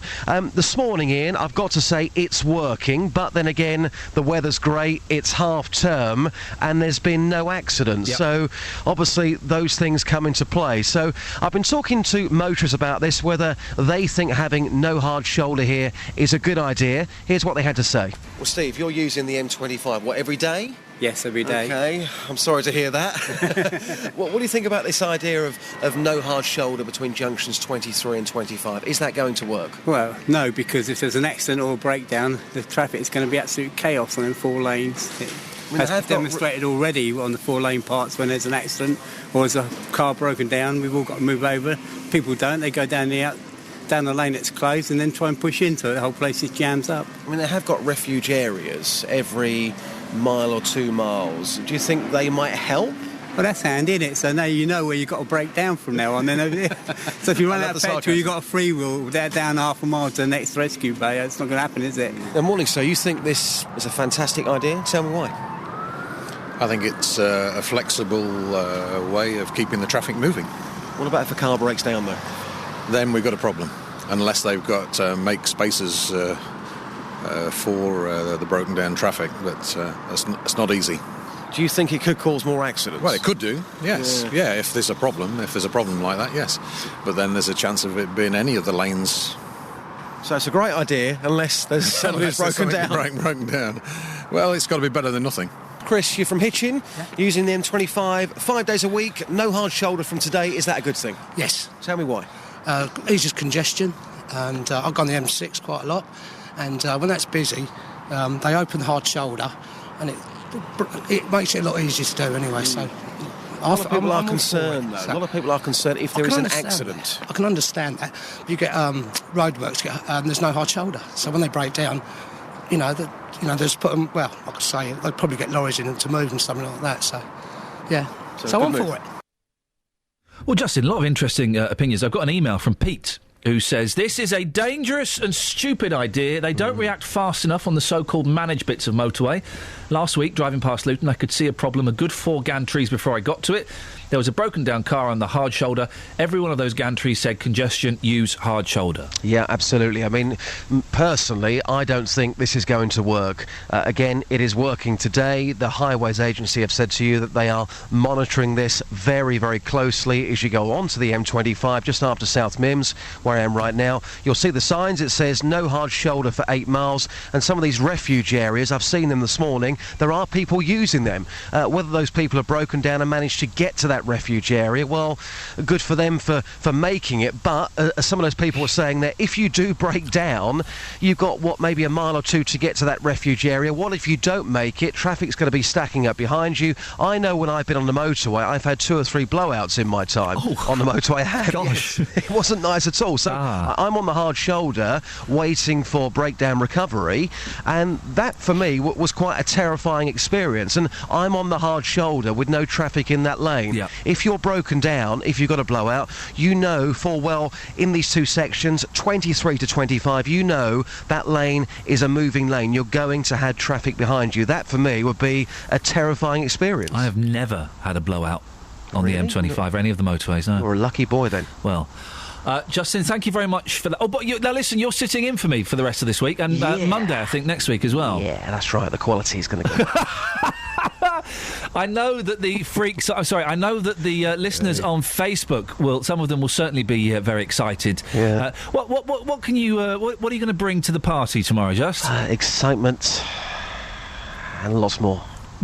The weird thing is, I've got people who absolutely hate me but love you, and vice versa. That's your mum, though. She doesn't count. So my mum's 60 years old this week. Hey, I'm working on my mum's birthday. Happy birthday, Justin's mum. Yeah, the posh one. Yeah, the posh one. She's got a very posh voice, hasn't she? Yes, Justin, have a good week. Speak to you later on. Ta-ta. Right, over to you. Lots to talk about this morning. 08459 455 555. Your concerns or otherwise about this stretch of the motorway, the M25, where they've got rid of the hard shoulder. Does it worry you? It's not, they don't turn it on and off. There is no hard shoulder between 23 and 25 on the M25. A particularly vicious and nasty piece of road. Driven down it a few times. The traffic there can be horrendous. Is it going to help? 08459 455 555. But I guess the main thing that's got you talking and fired up today is this story about being proud to be British. It's in the Mail, page 11. It's in lots of other papers as well, but it's the one I've got. Only a third of us take pride in being British. Pride in being British is at an all-time low, with only 1/3 of people saying they are very proud of their national identity. Well, lots of you have called up to say, well, no, hang on a second. I'm really proud. I'm really proud to be British. I don't get it. I don't get it. I don't understand pride in where you're born. It's just luck. I'm glad that I'm born here. I feel lucky that I've been born here. There are... you look at some of the countries in the world. Iran, China, France, all of those places that you could have been born, and by a quirk of fate, you're born here. We ain't doing too badly. But I don't get the pride thing. I don't understand the pride thing. What is there to be proud of? There are some things that I think we should be ashamed of, that the history has shown us, but pride, I don't get it. Ben, are you proud of being British? Yeah, in a way, sometimes. But why? Why are you proud of where your parents, why are you proud of what country you're in at the moment your mum passed you? Well... That's what it is, isn't it? Like a movement. Yes. Well, I think you can be proud of what you participating as part of a democracy, as part of a country... are doing. And equally, you said you're ashamed of some things in our past. How can you be ashamed of something and yet not proud of something? That's why... That's a really good... See, this is some interesting points. We've never got a question like that from Kelly. She'd have been going on about the Glasgow lineup still. I am... That's a really good question. I think I can answer it. I am ashamed as a human of some of the things we've done, not as a Brit. Okay. Does that answer it? Yeah. I think that kind of does. Yeah. And I guess I feel a slight closer association because it's British. I don't feel responsible for our involvement in slavery. I don't feel responsible for the terrible things we did as part of the Commonwealth. But as a human being, I can be ashamed of the way we treated other people. And by extension, can you be proud of some of the achievements of the human race as well, then, in things Stephen like Hawking. Stephen Hawking. Is he on the Someone line? who makes me proud. Makes me proud of this country. Why? That we have a mind like that amongst us, and he's doing great deeds for not just us, but humanity. And he was educated here. Why are you proud of that? I'm proud of him. As a human being, I'm proud bit patronising? of him. Is that not patronising? No. I mean, that's a serious question. No. And these great august institutions, we had the first universities, in this country. You walk around that's really nice. You walk around those buildings, you think, wow, this is such an achievement. Because that's what we're talking about, isn't it? Pride comes from feeling satisfied or pleased with an achievement. Well, pride comes before a fall. Well, we all know that. Doesn't it? We've had a few falls too, come on. Yeah, we've had a few. 08459 455 555. First thing is, are you proud to be British? If so, why? We've had lots of people, when Justin went out and spoke to some people, and people on the phone, oh yeah, I'm really proud to be British. Why? Oh, I don't know. The internet, we invented that as well, and we're already tiny. Well, we didn't invent the internet. Tim did. No, we didn't invent the internet. Oh. Texties, we invented that. Look at Ben. Ben's confused. I thought we did. We didn't invent the internet. What? But he's got all the credit. How can he get all the credit? He didn't invent the internet, and he's not got the credit for inventing the internet. He did it in the Juba Olympics. He was in the Olympics. He didn't invent... Who wants to phone up and correct these two miscreants? I have no idea what that word means. Delicious, though, isn't it? Who wants to phone up and tell Ben and Catherine why they're wrong? We, the Brits, did not invent the internet. 08455. There goes the phones. Don't let them tell you off air. Let them come on air and do it. 08459 455 555. While we're waiting for that, let's get the travel. Travel news for beds, cards and bugs. BBC Three Counties Radio. Between the Stoke Hammond roundabout and the Drayton Parslow roundabout, the A4146 northbound has one lane closed after an accident. On the speed sensors at the Park Street roundabout, the North Orbital approach heading towards St Albans is heavy. And the M25 anti-clockwise very slow between junction 20 for Kings Langley and 16 for the M40. On public transport, London Midlands have buses replacing trains between Watford Junction and St Albans Abbey for emergency engineering. I'm Alice Glossop, BBC Three Counties Radio. Alice, thank you very much. I'm Googling furiously who invented the internet to make sure I've got my facts right. I'm pretty sure on this one. It's 8:45. It's Monday, the 14th of April. I'm Iain Lee. These are your headlines on BBC Three Counties Radio. From this morning, a stretch of the M25 in Hertfordshire has 4 lanes and no hard shoulder. Ukraine is threatening to attack pro-Russian forces in the east of the country. And the fire service is still being called out to high-rise flats in Luton because of a faulty alarm system, despite telling us last week the problem would be solved. 08459 455 555. Colin in Dunstable, stay there. We'll get the weather first with Elizabeth. Beds, Herts and Bucks weather. BBC Three Counties Radio. Hello, very good morning to you. Lots of blue sky, sunshine around for the rest of the day, although a little bit more in the way of cloud than we saw yesterday, bubbling up through the late morning and into the afternoon. Temperatures are rising nicely. Some slightly cooler air than we saw yesterday with a northwesterly breeze. We're looking at highs today of 14 or 15 Celsius across the 3 counties. That's 59 in Fahrenheit. Really nice day again, but watch out, the sunshine is rather strong. The UV levels are very high today. Overnight tonight, then we'll see a widespread grass frost develop in the rural spots. Could even see perhaps a touch of ground frost or air frost in places as well. Lows of perhaps 2 or 3 degrees Celsius. So a chilly start to the day tomorrow, but again it's looking fine, dry and sunny. A little bit less in the way of cloud tomorrow, and the good weather set to last all the way up until Good Friday, possibly Easter Saturday as well. That's the forecast. Thank you, Elizabeth. Coming up, a dispute with my team. They think that we, the Brits, invented the internet, but you know it's wrong. Every weekday morning. The shop didn't want to give me them back, so I went to the shop, paid them a fee to get my cylinders back. The JVS show fights for your rights and tackles your consumer problems. I went to speak to this company and I asked them what had happened. It took me absolutely ages to get through to anyone. If you need our help, email jvsshow@bbc.co.uk. After our last discussion about my cylinders, the governing body showed up at my house on the following day. And we could do the same for you. Thanks, Denise, and for the company for getting her cooker back up and running. Here's your horn. The JVS show, weekday mornings from 9 on BBC Three Counties Radio.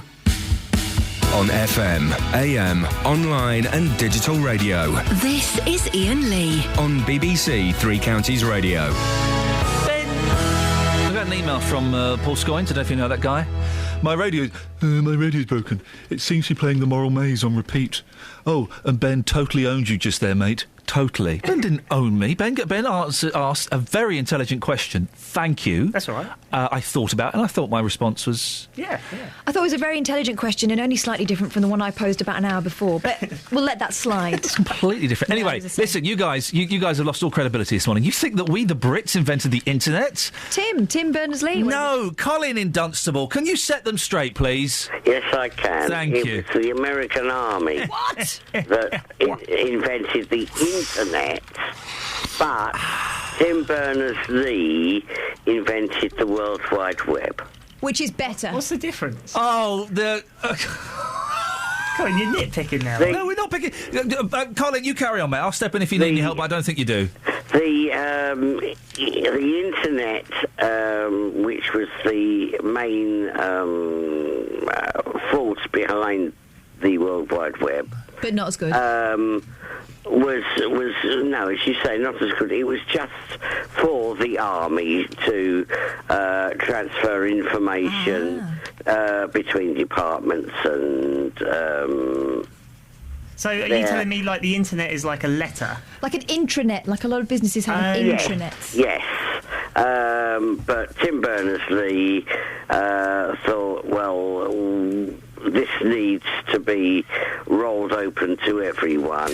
So he joined them all up, the World Wide Web and hypertext.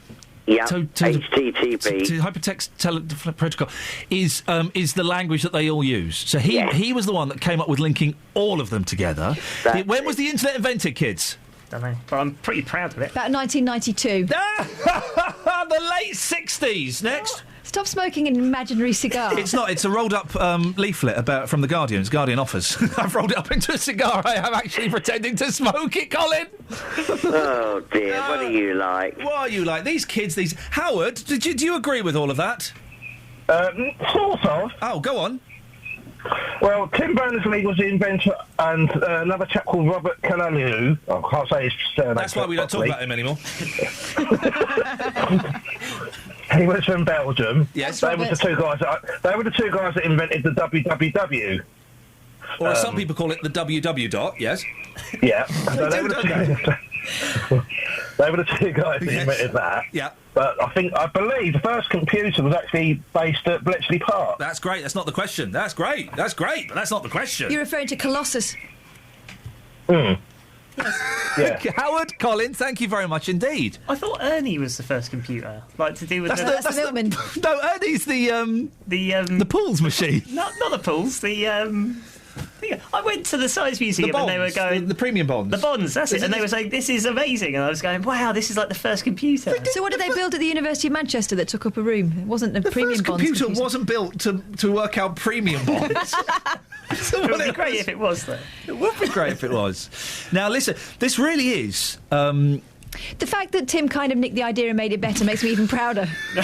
That's true British initiative. That's what we do. We nick ideas and we make them better, and then we let other people make them much, much better. Yeah. That's what we do. Yep. Now, listen, this is 08459 455 555. All that came from... Thank you very much, gentlemen. All that came from Why Are You Proud to Be British?